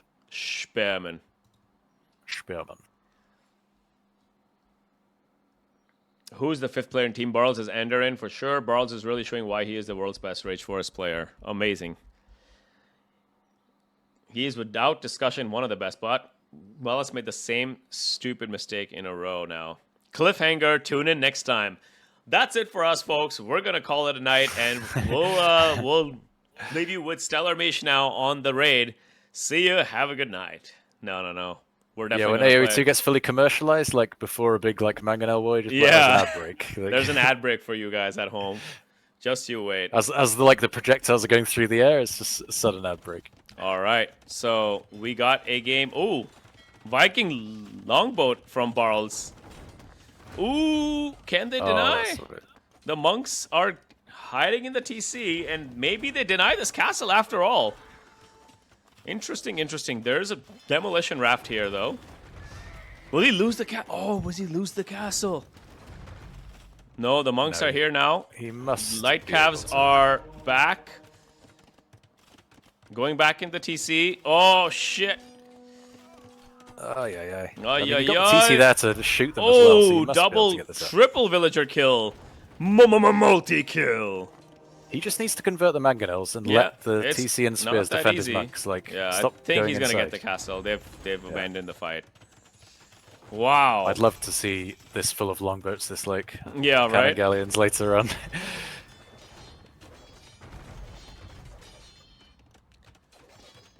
All right, so full walls here from both flanks. They understand the assignment, and Manunas will be fighting here with Yu. Looks like he's going for his 2nd castle here and is up to imp already, teching conscription and handcart and elite latest at the same time. Brutal domination. Yeah, Manunas. Well, he's kind of on par with tanks in terms of the boom. Williams, do you remember which of these players was known as TYA Haribel? I actually don't know. Was that Barles? Tia, I think. Yeah, that was Barles ages ago. Good trivia knowledge as usual, Mazmora. I think it was some sort of inside joke. I still don't understand what the Barles or the Barles and Tia thing is. I think it's an inside joke with Barles and his friend. So that's why he would go by the name Tia. And when he first joined the Discord, here's another fun fact for you.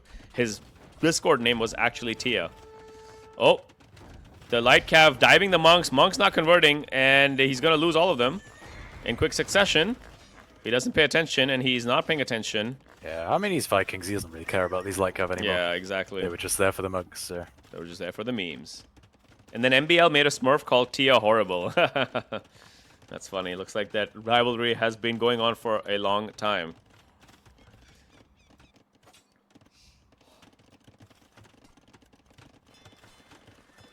The thing is, I mean, I was kind of joking, well, not really joking about the lake, but if they do hold this lake with a load of Viking ships, they basically cut off a huge part of the map they would trade in. That's true.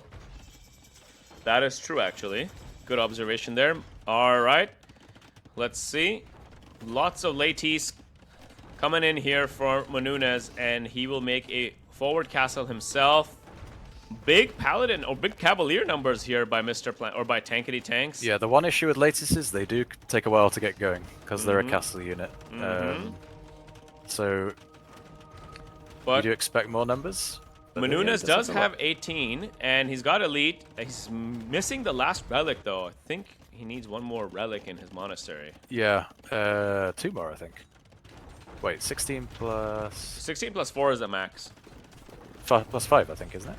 Yeah, and he has all of the attack upgrades, I think.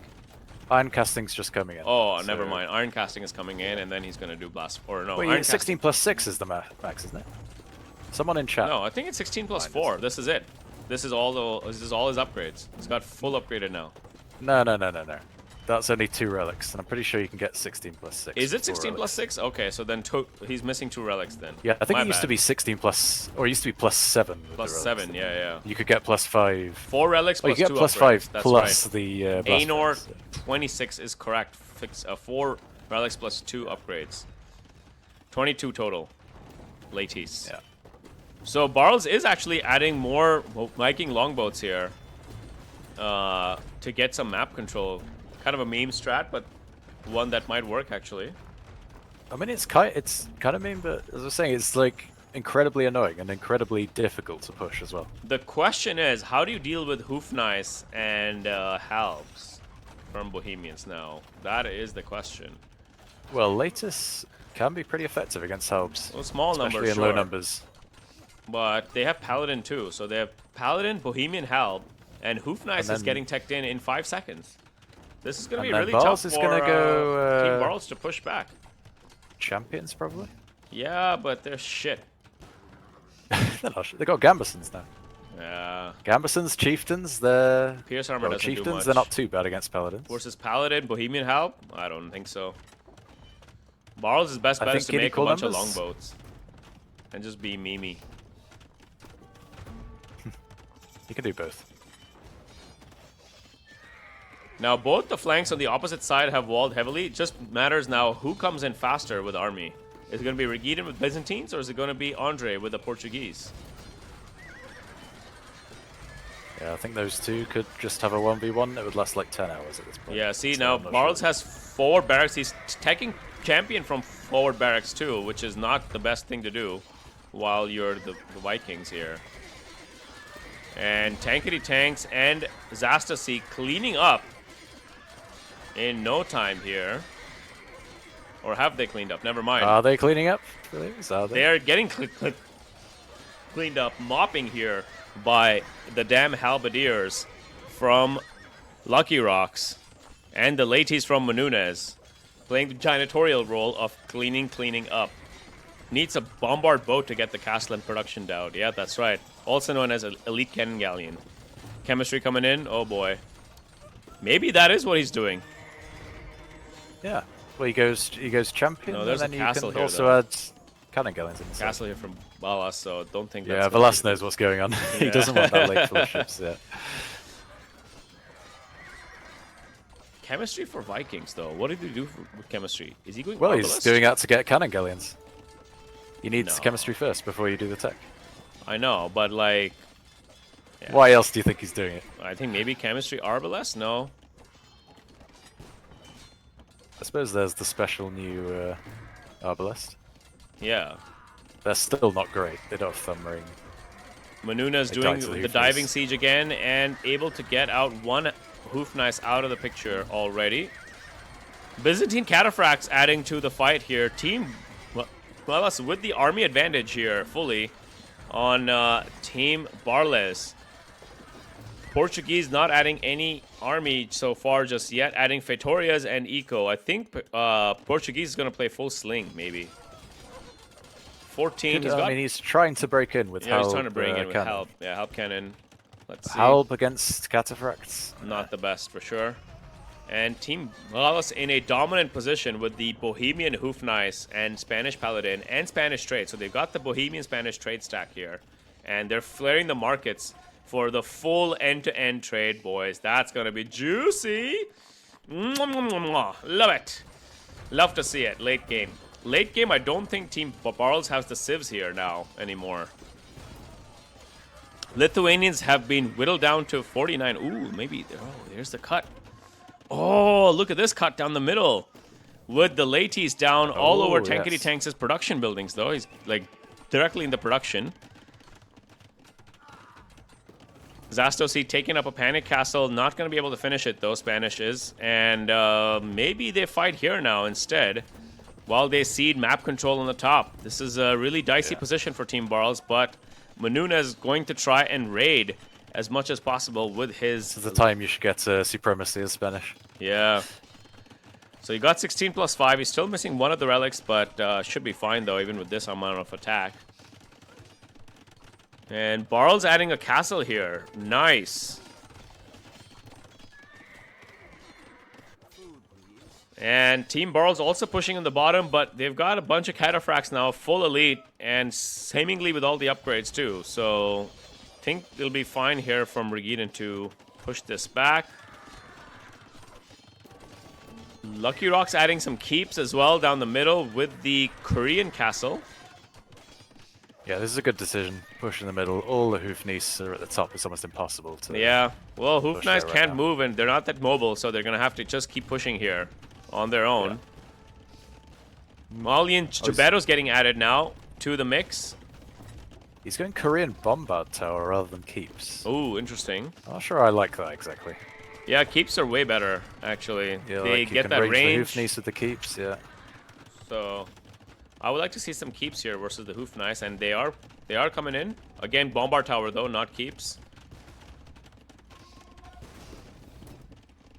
Ooh, big shot on the Hoofnies. A reverse big shot on the SO as well.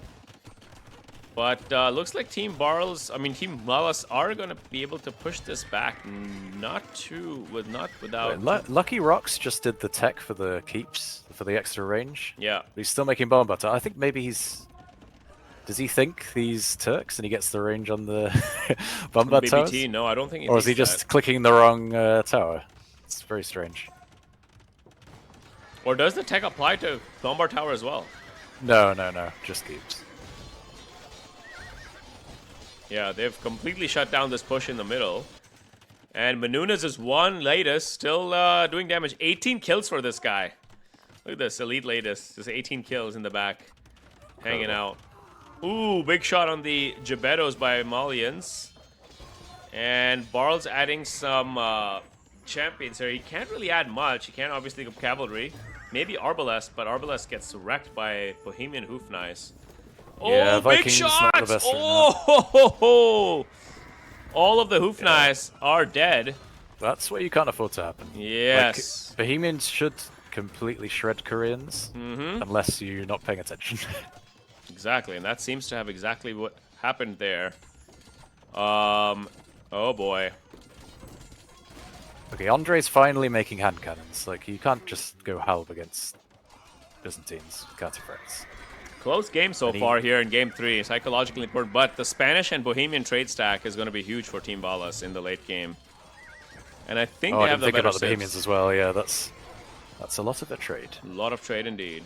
Did Barles make one unit for what he needed chemistry? No, I don't think he did. I think the chemistry was for the Cannon Galleon, but the Valas castle completely shut that down. So maybe if he takes Arbalest now. Nope, he's doubling down on the Viking champs. All right, Manunas keeping up those good numbers there. He's fully popped with 55 trade and 44 laties. Needing the... Manunas has 88 on gold. Yeah. 88. He has a lot of gold there, that Manunas. And he's 16 that's plus 5 still. That's too much for latest. Like, well, it's too much for anything, but latest don't cost that much gold, so... Yeah, and he's should got be 19 in the someone. queue already. Yeah. Floating a lot of gold. 4k gold already for Manunas. Look at Yeah, that. I know, yeah. I was going to say, does someone else need gold on his team? His cup trade, say? No, not particularly. Not Lucky Rocks particularly. could do Everyone's... some. I mean, what you could do is just buy tons of stone, give it to Lucky Rocks, make a ton of towers. You know what I'd like to see by Team Valas is to cut here. This would deny them so much map control if they get Andre's base here. And they can, with with the cataphracts, and I think you can completely overwhelm Portuguese. Portuguese can spam these bombard towers Forever. It's going to be very difficult. They don't have eco that you can kill, it's just Vitorias. It's not a great civ to push. Malian's adding Farimba scouts, let's go.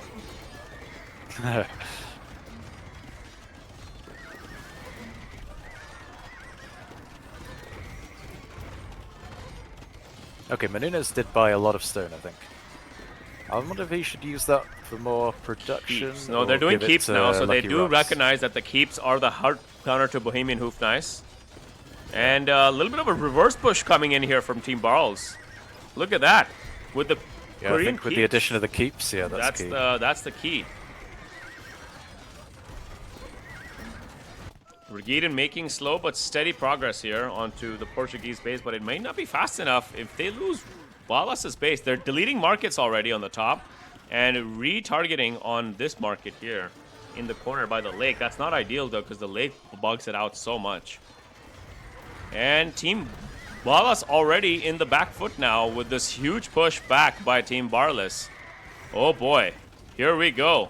Yeah, at this point, Lattice are just much So superior to powerful. Paladin.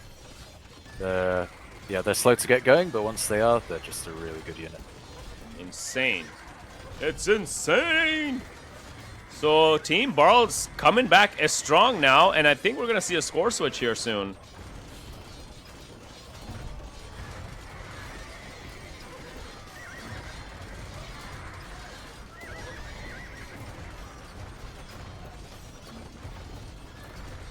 I'd maybe like to see... Oh, I don't know what Vikings does here. Maybe add some siege rams or something. Siege rams is just what I was tank some thinking too. fire. I mean, they can't do much. Vikings are shit now, basically. Yeah. Berserk I Arb think is his what goal I'm is to thinking. get to the lake again. Berserk Arb is what I'm thinking, maybe. No, I think at this point you give your stone to others, Yeah. Valas which he probably has been hitting doing. on 1600 stone, by the way. Some Bohemian Bombard Tower would be really nice here, or even Byzantine Bombard Tower would be pretty helpful. Yeah, it seems like everyone's sitting on res this game. Yep, They just don't know floating a what to lot do of with it. res. I mean, when you got Spanish trade, it's quite It's easy OP. to get the gold. Yep.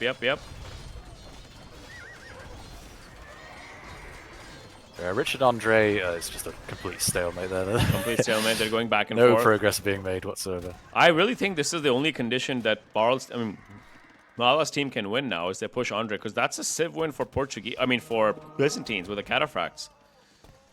They're not afraid of hand cannons. They're not afraid of halbs. What can Portuguese make versus cataphracts? Arbalest, maybe? But Well, hand cannons can kind of do the job. I guess.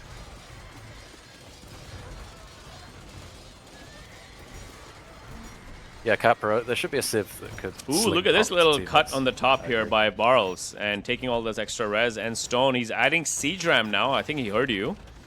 And they are going to be trading from a smaller and smaller base, but they do have Spanish. So they're going to be fighting here as warriors in the long run. But Yeah, we got Lucky Portuguese Rocks with towers a in the keep mix as well. push. Yeah, with a keep Yeah. push is huge.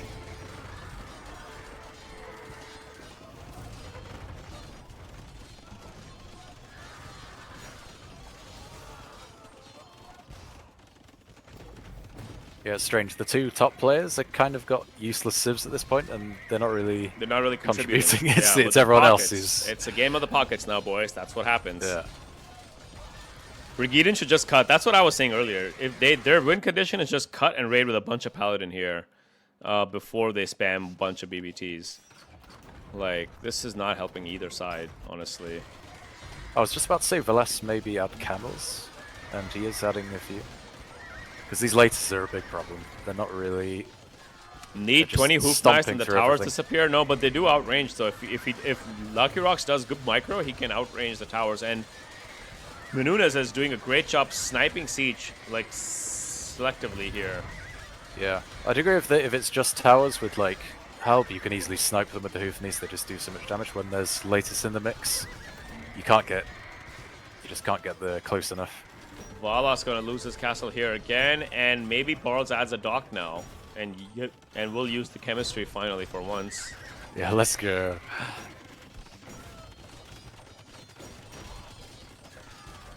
Yeah, Barles has a little like base at the top of Valas's base with Yep. extra minerals. And He's taking all those damn minerals.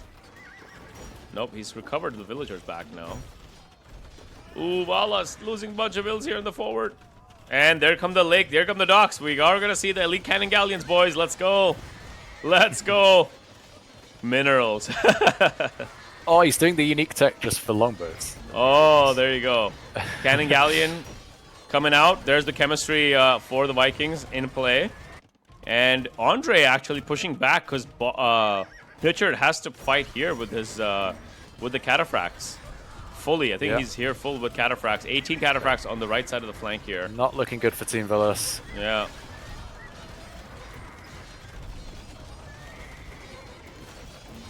Ooh, big shots on the cataphracts. And the Latis actually finished this.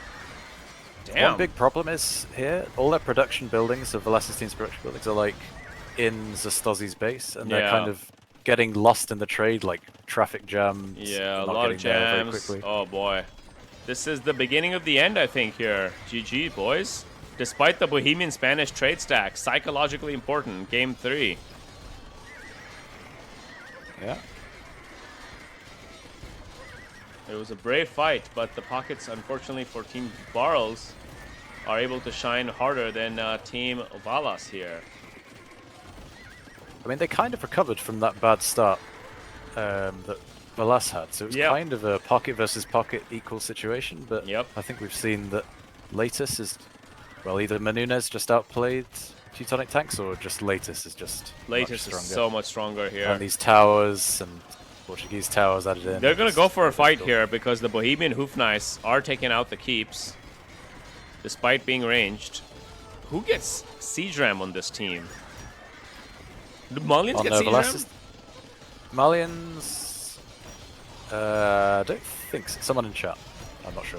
I don't think Malians get Siege Ram, do they? They do not. They do not. Oh, hello, AC. Yeah, I thought they didn't. I thought we left. I thought we lost you for a second there. Just briefly. But they do not. No, you just never introduced him for a question. He was waiting there, like baiting, like, waiting to be like asked something. Summoned. I'm like a bad Masmora. I'm just, discount Masmora. It's just a bad Masmora. Have we ever seen Masmora play recently? I don't think we have, right? I don't know. I've never seen him play ever. Ever, yeah. Supposedly he's like 16, 1700. 1700, okay. Probably he's more like 1100, I reckon. Yeah, Masmora is in chat at the moment, so he might be Lord Farquaad, Williams. Oh no, I don't think he's down. He's gone down that far to the 290 yellow. But he is playing the game of life now with his family and the music. Oh, yeah, that was very poetic.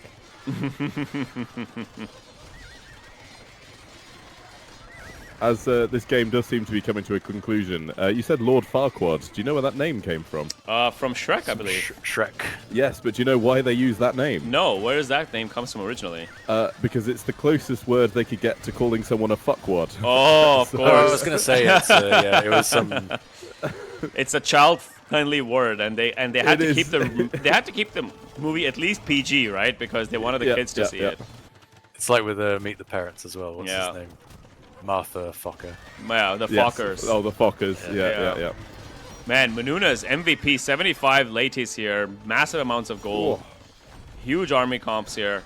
And we are going to see the beginnings of a GG here, I think, by Team Balas, who has squandered away their early game lead to a 2-1 deficit here by Team Barles. Why no SO from Malians? Well, first of all, they lack siege engineers.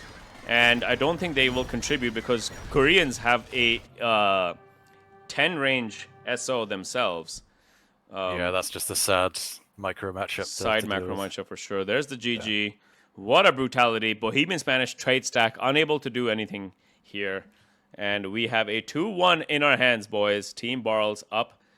Team Valas 2-1. Let's go, chat. Girls are rhythm 478. He had 180 vills and no army. Yeah, that is true. He had low army. Could have added Frimba camels maybe, but there's so many halbs, like doesn't really make a huge dent. Valas, no army. So wall and push one side. Yeah, I think both Regiden and Andre had full walls and they just went both sides. I mean, Regiden went other side, but it was still not enough. I don't think Andre went other side at all. He just kept poking at the walls by Regiden here. So GG to Team Valas here as we go into game number 4 with a Civ deficit and a Civ disadvantage, I think, by Team Valas now. What do they do? Because they've used Bohemian Spanish. Still got Teutons and Mongols, right? True. Or is it? Yeah, wait, Teuton what's Mongols the is city? still Yeah, left. Teuton Mongols. Yeah. Yeah, lost out on Byzantines and lost out on Malians, the mighty Malians. What's It's actually your? interesting that Teuton's got picked that late. I was going to say, what's your pick here then? Because I mean, you've got to play, haven't you? You're 2-1 on the scoreboard. Oh yeah, Is let the me check. scoreboard Let me check the scoreboard update here. We are 2-1 in favor of Team Barles here. There we go. Still don't get why Wallace didn't do any army. Yeah, it's weak army, but he should have made army. Just a massive Mirba camels would have done well there too, versus the Latis especially. And so we have a win with the Lithuanian and Korean here by Team Barles. He still has Britain, Slavs, and Sicilians. So those are some good civs actually left for Team Barles here into Game 4. Yep. I'd like to see Britain's win percentage this tournament. Yeah, that would be interesting to see, right? Feels like it should be high there. Give me 10 minutes. Strong. All right. 10 minutes. That would be actually cool to see because you can check that on Liquipedia. You can just kind of add up the tally here from the group stage. Just also cross out Portuguese and Vikings. That's right. Portuguese and the Vikings. There we go, boys. So just to recap, 2-1 grand final here. Rage Forest 4 grand finale. Barles team versus Valas' team, and Team Valas looking at a slight disadvantage on the civs, but you never know what they can do with the Teuton Mongols now. And Bengali with a monk rush potentially on Team Valas. If someone can play monks, potentially. Actually, I'm not sure who plays monks on Team Valas. Do we have a player, a monk player here?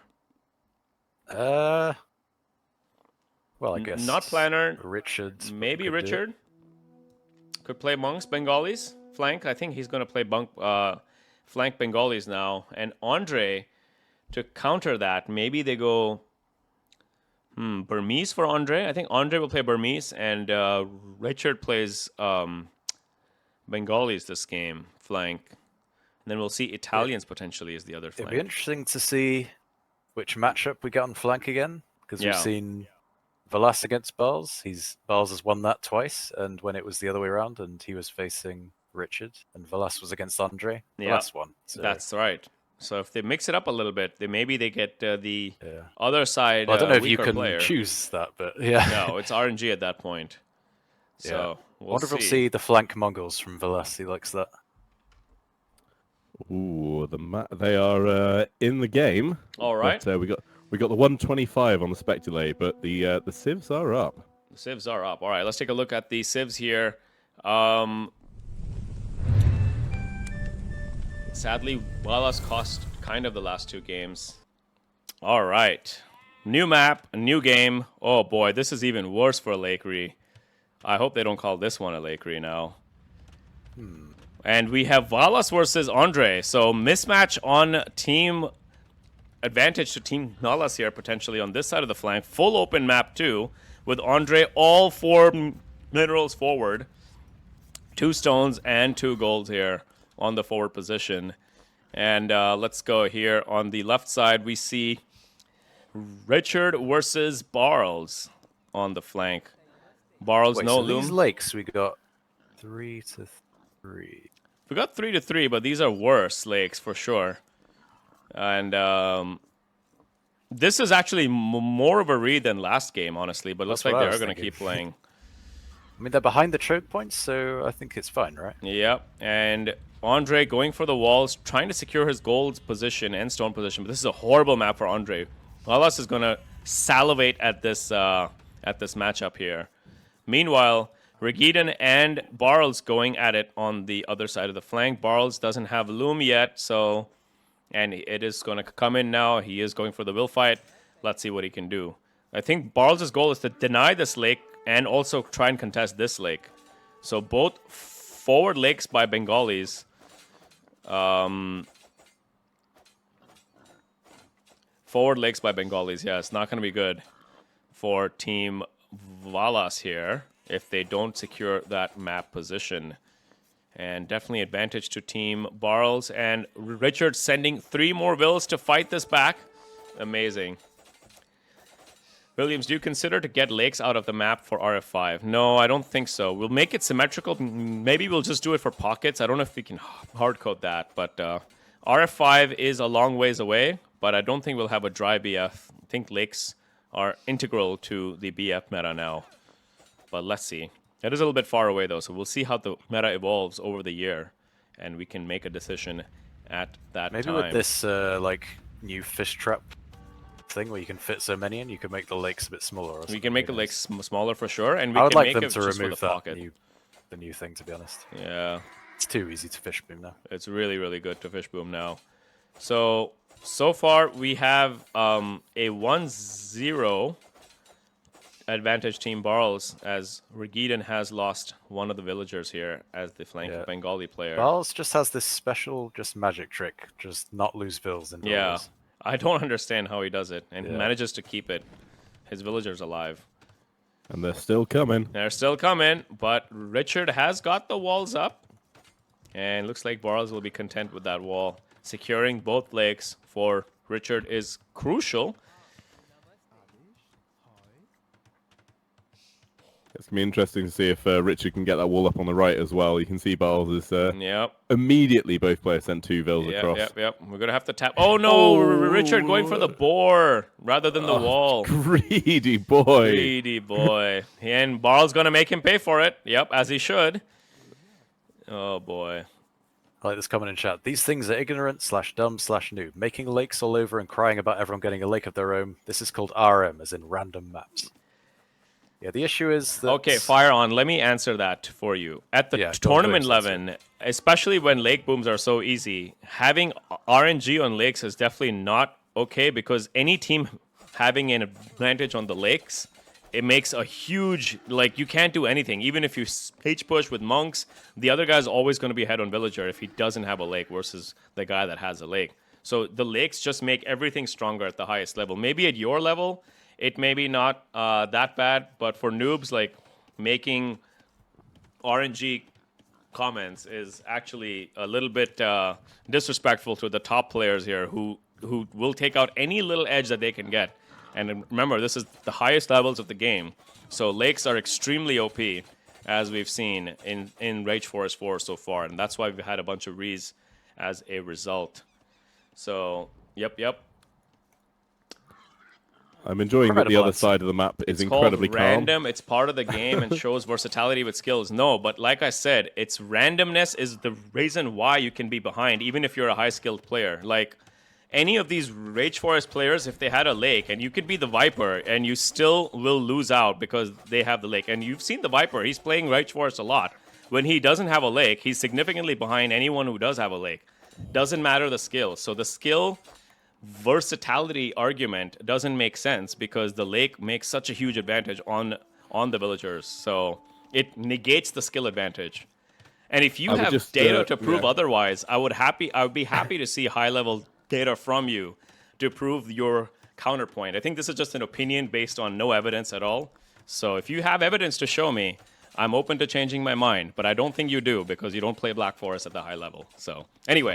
Meanwhile, Barles is 1-1, Richard 1-1, but he must have had a lot of idle time. Yeah, he's definitely adding some idle time here. And 6 fills. 2.5 minutes idle times. Oh, boy. Yeah. This is what Barles does to you. You think, oh, you're not losing vills, you're trading equally, but he's one of the best at not idling his TC. Exactly. He's got his TC running all the time, and he's got a safe lake in the back, and he's denied the lake on the forward by both of the lakes on the forward here.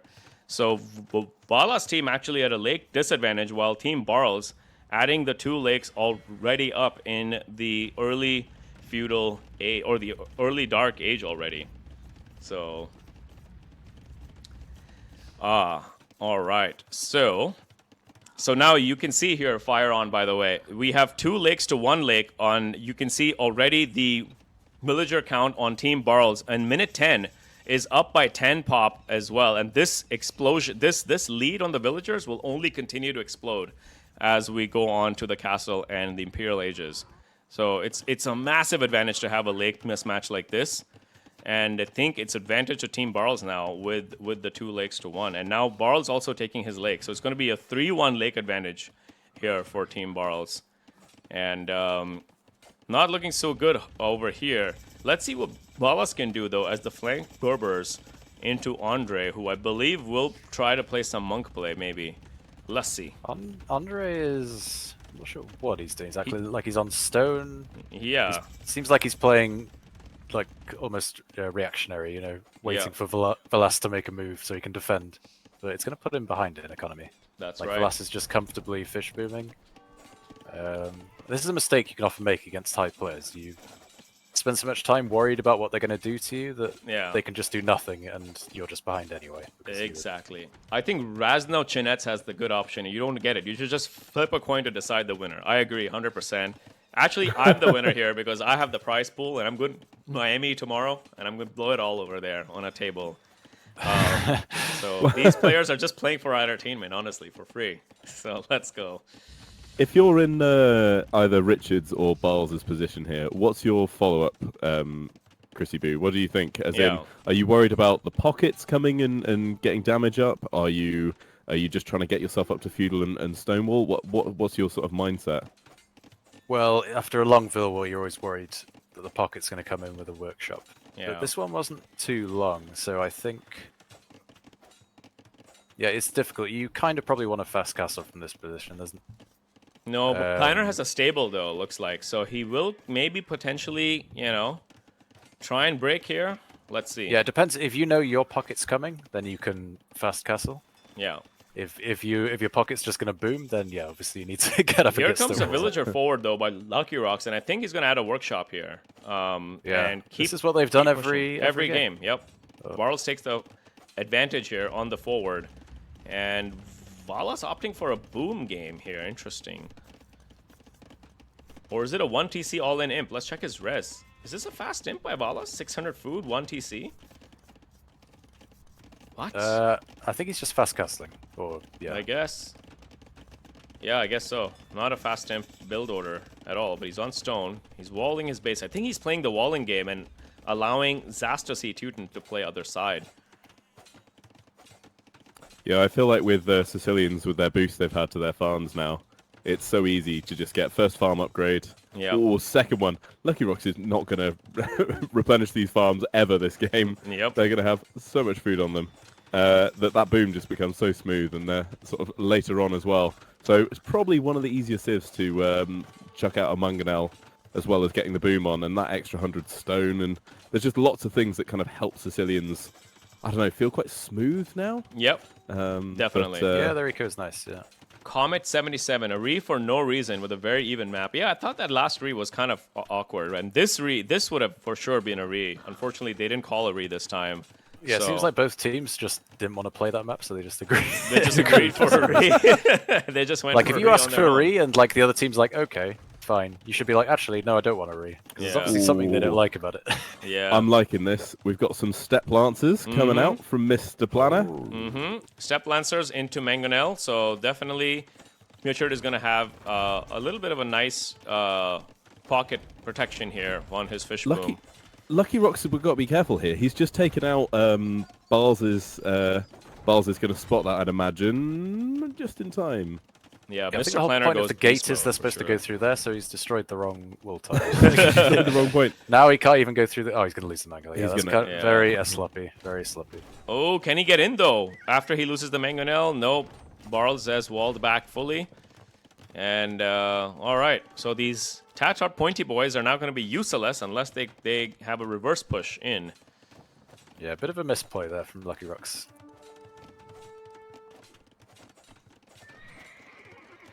Mo wants galley defense. Galley defense. Okay, so docks coming up here from Barles' offensive docks here while he booms in the back with his defensive dock. Big time advantage here for... Okay, so Andre not taking full advantage of his lock. He's adding TCs instead. No problem. Menunez on the other side adding a second dock after his fourth TC with the Franks and also adding a farm eco as well. So Barles on the back adding a second dock of his own on top of the offensive dock here with the galley. So let's see what they can do. These Pointy Boys kind of being rendered useless now. Unless they get in somehow. They need some siege to get back in. I think that Siege and Monk will come from Regidan Bengalis. He's got 7 on gold. So my guess is that he does play Monk Mangonel here and try and recover the map back to Barles' base. I like this Team Barles. He's walled all the way to his dock, so no transport. I really hope for a game 5, but I fear this is going to be a 3-1. Yeah, let's see though. I mean, I would say definitely advantage Team Barles, but Valas team surprisingly keeping up with that villager count, taking big advantage of that lake here. Valas lake booms in this lake by Zastasi, who did not take the lake as Teutons. And Andre adding a second dock here with Manoon Star also adding some fish eco in the back as well as Barles. So, all right. We got a fire galley in and a fire galley in by Regidan. We also have Monk Mango coming in from Richard here. So let's see what they can do to push this forward position back. Barles is in the Castle Age as well. And adding TCs, both sides, all right, no problem. Andre adding a castle to protect that main gold of his. Not sure how long that's going to last, but we have a Mangonel now out by Team Valas. Double Mangonel, I think he's going to wait until he pushes. He doesn't realize this, but he can actually stop the castle now, potentially. Maybe he does. Okay, he is going for it. No, he's not. Ooh, Never mind. Is he not? No, he's not. He's going to see it, but he's not going to be in time to stop it. Oh, Andre, why did you remove the fucking wall? Plug it in. No. This is the right decision, I think. Oh, okay. You can... To bomb rush. Yeah. Oh, yeah. All right. And there goes the Mangonels and the other one, and he can wall up now on the front. Perfect. Yeah, that was very good boundary. Very, very good. All right. And wall up in the front. Brutal domination. All right. Manuna's with the flare. I think he wants to cut there or put an outpost there, I think is what he was saying. Depends where the Teuton player plays now. Teuton player should be in a position to click up soon here with a nice land boom going in. And Sanctity coming in for Regidan here. And will they push back now with these 4 pointy boys by the Tatar player? Nunes proper will lead 5 in the eco. TCs. Yeah, look at that. 102 villagers, 23 minutes. Could have been faster, I think, if he added the second dock instead of the TC. I think he added the 4th TC instead of adding a dock. But still far and ahead of anybody else on Team Valas. And the lakes now showing their power. 30 villager lead for Barles' team, which they can convert into a big game 4 play here. So what's awkward here for Richard is that their team can't actually see that castle going up from Barles. So they may commit heavily to this push. Yep, and get completely denied. Completely denied. They see it now. Yeah. Let's see what the response is. Yeah, I did feel it was a bit strange for Richard to go for this Monk Siege play so late in the game. Yeah, it's a little bit late. It's much easier to defend against it. Like, I would have preferred maybe a fast imp Monk. But he had to, though, right? Because he knew that the pocket Mangonel, if they came in, and he doesn't know if the pocket's not making knights. Like, what if Sicilian came with a few knights? His pocket's already got step lancers out, so he can defend for him. Add more. Put himself behind for sure, 100%.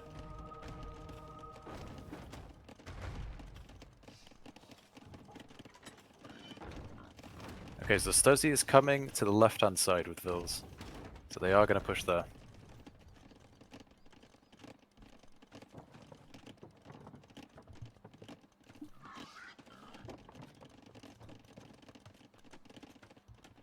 Yeah, I would hate to be in Richard's position at the moment. That sort of moment where you realise, I've got to completely change my plan.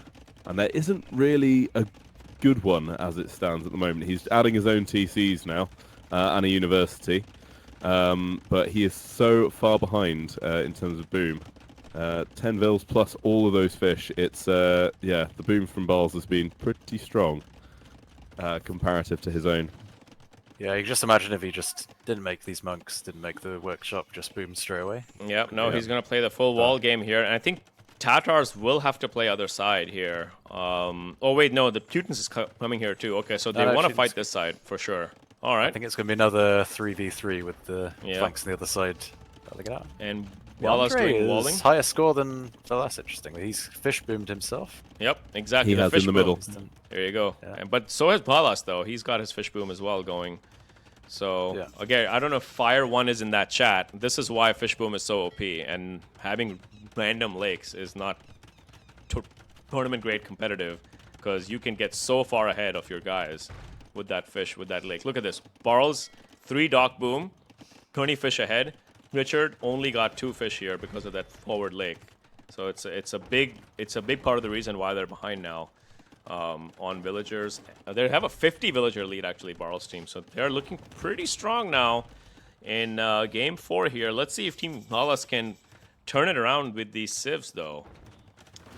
I would love to see some elite cannon galleons from Richard take down that castle. I'm just thinking ahead. Because we were talking about this before, so yeah. The dock on the right, it's a way off. Maybe some dodgeball between the two ponds. Yeah. Could be good with ships then. Ooh, Teuton's going right for the cut on the left side, and Barles doesn't have any walls. And let's see if we can get to that lake though. Will they see it What's though? he cutting in with? That's the question.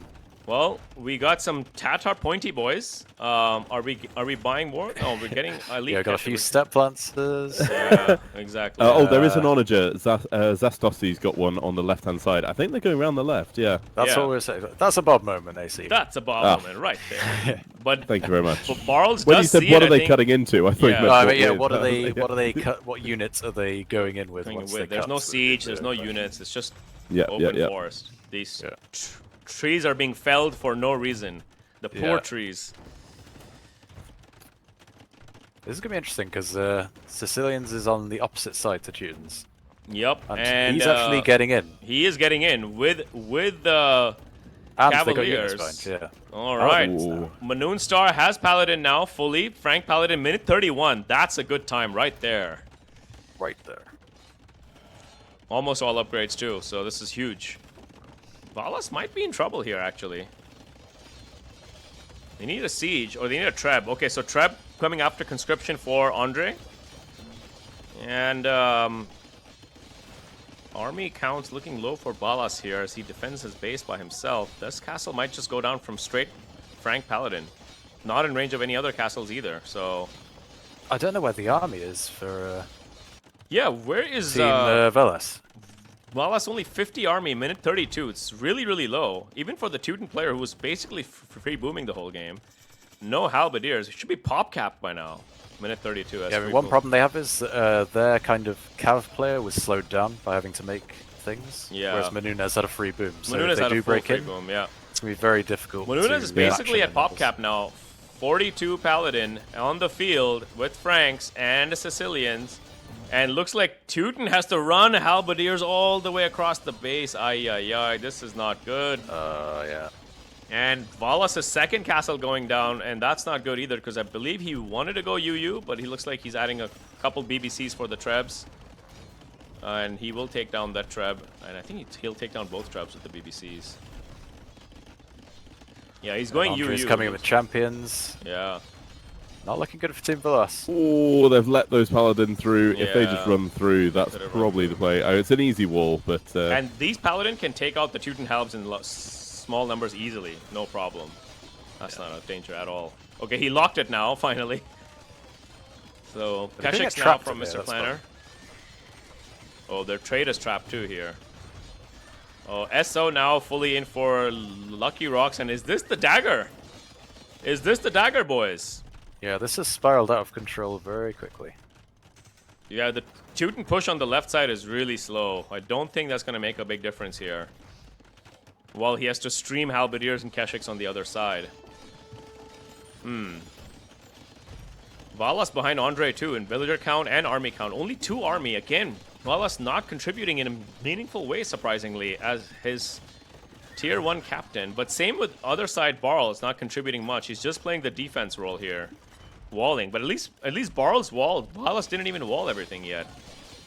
A little bit behind there on the walling. Yeah, he could...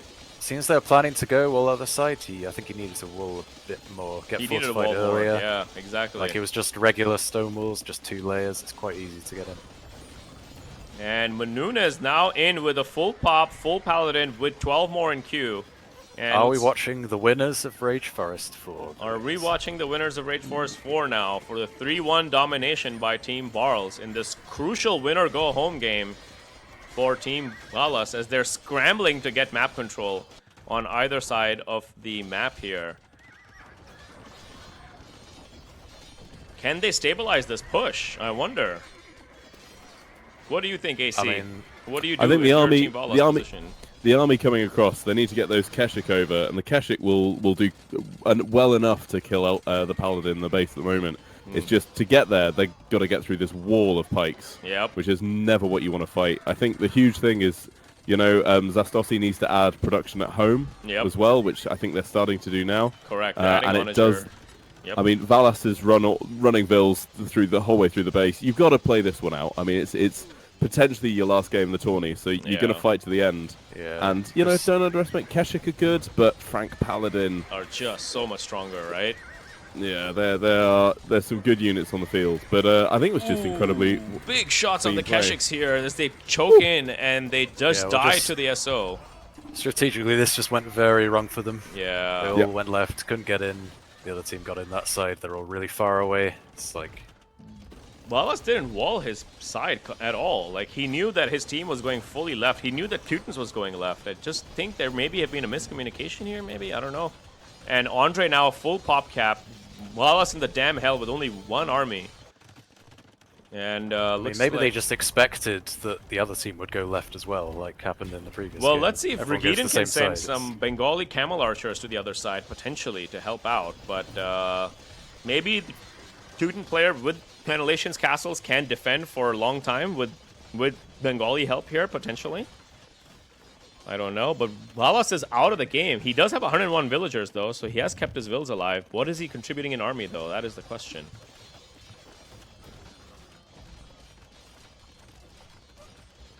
All right. Paladin, Halbaso. And Trebs now, finally. Manoonstar adding Trebs of his own. 2 Trebs out by Manoonstar. 61 Paladin, 20 in queue. Good trade numbers, and they're going to take all of the gold here. Exactly. Manoonas is taking all the gold here from Valas base. Whatever's left of it, at least. I wonder if Valas' team will regret not picking their Mongol combo. Maybe. But I feel they have to go with Mongol Goth. Because, you know, Tatars, do you really want to use that in the game that you could be knocked out in? Yeah. Well, they thought they could win this game, so that's why the Sith picks. Well, I think they were thinking, obviously, if they're going to win, they need to win the final game as well. So they pick a strong for the final game, but I feel like it's still better to...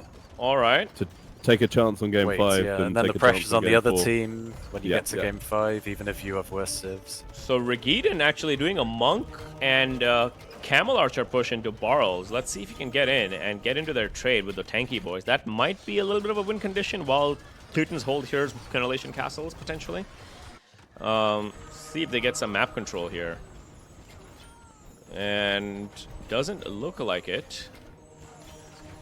Yeah, this push on the right side, it looks like the Paladin are going to be into the trade now as well.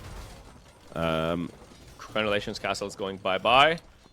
And Andre pushing forward even more and more of his own castles as the Burmese player. Oh boy.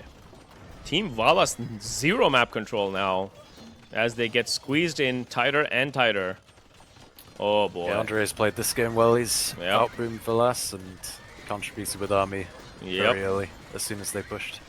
Yeah, Zastossi's still sending halbs from the other side of the map. Yeah. That will take up a good 20-30% of your pop space. Correct. Just traveling across the map, so need that forward production. Teutonic Knights do well. Production as it is. Yeah. Teutonic Knights might do something, but he's playing this castle defense. He's out of stone right now.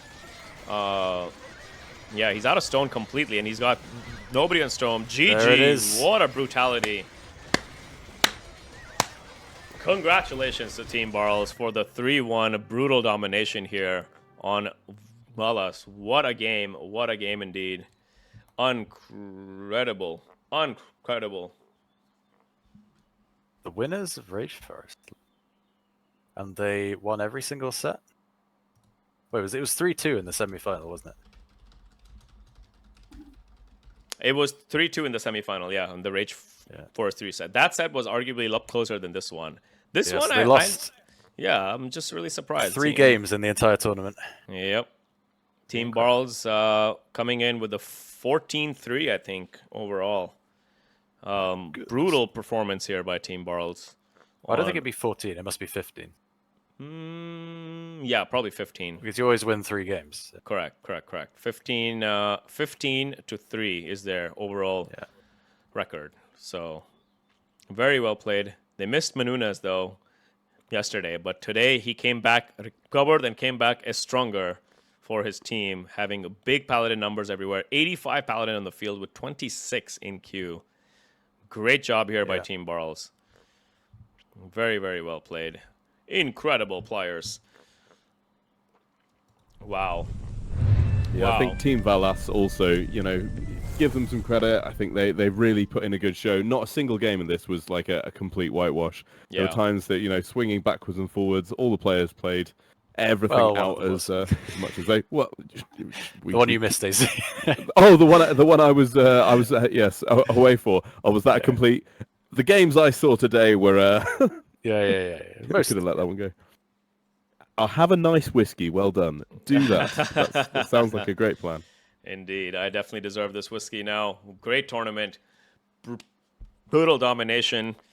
You're welcome, guys. It was a pleasure for me too, Dozerto, to host this tournament, and GG Team Barles for a amazing 3-1 win over Team Valas. Let's just wait here for the post game. Need to remind myself what that first game was again. For some reason, the first game I've just forgotten. Oh yeah, I've remembered it again. It's just so easy to forget games that have just happened. Yeah.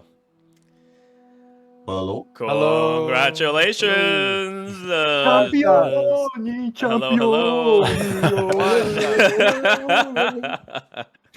Thank you very much. All right, Team Barles. Congrats, guys. And Manunas, how does it feel to come back from the wedding and back for your team? Bro, it took a little while to get rolling, huh? You see my Burgundians game? Oh, man. Oh, my We saw all the God. games, Manunas. I didn't say a word to my team that game. And then after Barles was like, what the fuck are you doing? Yeah, that was a little bit of a weak performance, but this last game you redeemed yourself with the Frank game. It was a good boom into long, big Paladin numbers. Very, very well played. Yeah. My fucking teammates, dude, they made it so easy for me. Yeah, man. Barles, that was a strange restart, by the way. I thought that map was fine, and they ended up with a much worse map in this game instead. So, wow. Well, also, I was actually after we started the second game, it was Valas versus Andre, and we didn't really want that. Ah. Yeah. I could tell. Who wants that, man? Who wants that? Who wants to be versus Valas? Well, but the last game, Barles Andre held well. Yeah, the last game, he Andre outboomed him, held in well, fact. for sure. You outboomed him, Andre. Dude, and I upgraded the town watch, and then I saw the villager. I was like, oh my god, is he doing some push or something? So I just built a castle, in case, and then I spotted those 2 Mangonels. Like, oh my god, thank god I built that castle. It's what I was saying. You looked like you were scared of him rushing you the whole game. Of course, who's not scared of Valas, dude? Exactly. But somehow you outboomed him, so. Because I had lake. Well done. He had Very the well lake done. as well. He had a lake as well. You both did. He took the lake in the middle. Yeah. And Okay. Barles, that was a great push into the Japanese lake when you were Saracens. Valas didn't have any stone walls. I thought he was really lax on that defense, though. So with the tower push and the archers, y'all got in. And every game we've seen Lucky Rocks coming in with a nice early Mangonel to keep the pressure up. So good job on that. Lucky on that, big pressure. Yeah. Lucky Yeah. MVP. Lucky is my hero. No. bro. I think was that the Celts game with Mangonels was like a good micro. Yeah. Absolutely. So yeah. Yeah, going back to their TC just as it was hitting Castle Age was good choice. Good choice. Like, Sorry. to be fair, we never really planned for it. Like, we always got kind of more damage than we expected, so Yeah. we just mostly improvised decisions. But I think, like, my team performed very well. Like obviously, respect to the opponents who are super tough as well. But I think my team did great. Like the entire tournament, like the preparation as well, paid off in the end. Very good. Yeah, you guys look strong up until that 10-1, up until the last set where you guys almost got eliminated yesterday. I think that was probably more difficult. I don't know. Than That this was hard game. for me. Well, we made it easy for them with Manunas being away, right? No. Andrew, I don't want anyone giving him shit. He was a great teammate the whole time. He was practicing with us, helping us. Like, he was telling me what I was doing wrong all the time. He was a great teammate. So Ando was the coach after all then. So it's basically Absolutely. Coach Ando. He was my coach. He was my, like, behind-the-scenes coach. And, Your mentor. Yeah. And then, like, the rest of us, everything was together. So that's fallen the in love, secret ingredient. Of course. Actually, After I'm just I got getting to married play. yesterday. Terrible timing. Right, yeah. Yeah. Tell Dad I'm sorry. Wow, what an incredible tournament for you guys, honestly. I think the overall record is 15-3 for you now, which may have been the strongest performance by any team going to the finals and then also winning it all. So extremely well done all throughout the tournament, and I hope you guys enjoyed this journey. Yeah, thank you from our side as well, Williams, for Yeah, organizing if I can the say a tournament. few words, so thank you, Williams, for hosting this amazing tournament that lets so many people take part and like become part of something bigger and like compete when usually, obviously, not all the people that we saw in this tournament can like realistically take part in competitive AoE. So this is like a very incorporating event. Yeah, true. So thank you, Williams, for taking a lot of work that you put into it. Thank you for all the viewers as well for like keeping interest in Black Forest and the tournament, because it's obviously helps a lot. Like the people are very motivated as well, thanks to that. Right. And all the casters for covering all the games, so that we can provide BF to the entire whole world. Yes. Rage Forest is all the rage these Amazing. days. So I'm tearing thank you up. for those words. I'm tearing up too, Barles. Yeah. That was I a very gotta, sentimental. I also want to special thanks to guys for casting. Like, I know it's a lot, it's hard, Yeah. but you guys did it. Went Yep. out of your day. You just It's easy. grinded it out. That's right. It's Thanks for easy all the with Williams. co-caster. Chrissy Boo has been Amazing. there with my side all the whole time. Numero as well. You know, shout out to Ganji and Nick who also helped with the casting. And we want to about bring this Samero, dude? content. The hater. I did thank Samero. And Mo's daughter as well. Mo and his daughter. Yep, Mo and his daughter. So thank you all. This is a community-led tournament from the start, and we were very thankful to Microsoft as well for the sponsorship. This tournament's only going to get bigger and bigger every year, so stay tuned, and we will make this bigger and better. But with that, thank you for your kind words. Thank you all for tuning in. I had a great time organizing this tournament, and like I said, till the day I die, this will be a tournament that will be brought to you by the Williams every single year. So with that, I want to thank you all. Thanks for your kind words. And that concludes Rage Forest 4. Much love to everybody around the world. Stay tuned. Thank you, bro. Mwah. Thanks and congrats, Team Barles. 3-1. Very well done. Yeah. Time to celebrate. Time to celebrate. Time to Time for celebrate. Miami, boys. Let's go. Time to drink. Yeah, that's vodka. right. All right. Who should I Time to drink. Who should I give you guys over to? Any suggestions for a Let's raid? see. Let's see. I think everyone's already raided you, Williams. I know, right? Yeah. I have all these Raid people. raid the Otter AoE. The Otter AoE. I All don't know right. anybody else that's streaming. That's my They've boy. got- That's your boy. All right, Nunes, just for you. Raid Otter Thank you, bro. AoE. Let's go. Let's go. 1,000 viewers. Much love. Congratulations, Team Barles, and we will see you next year.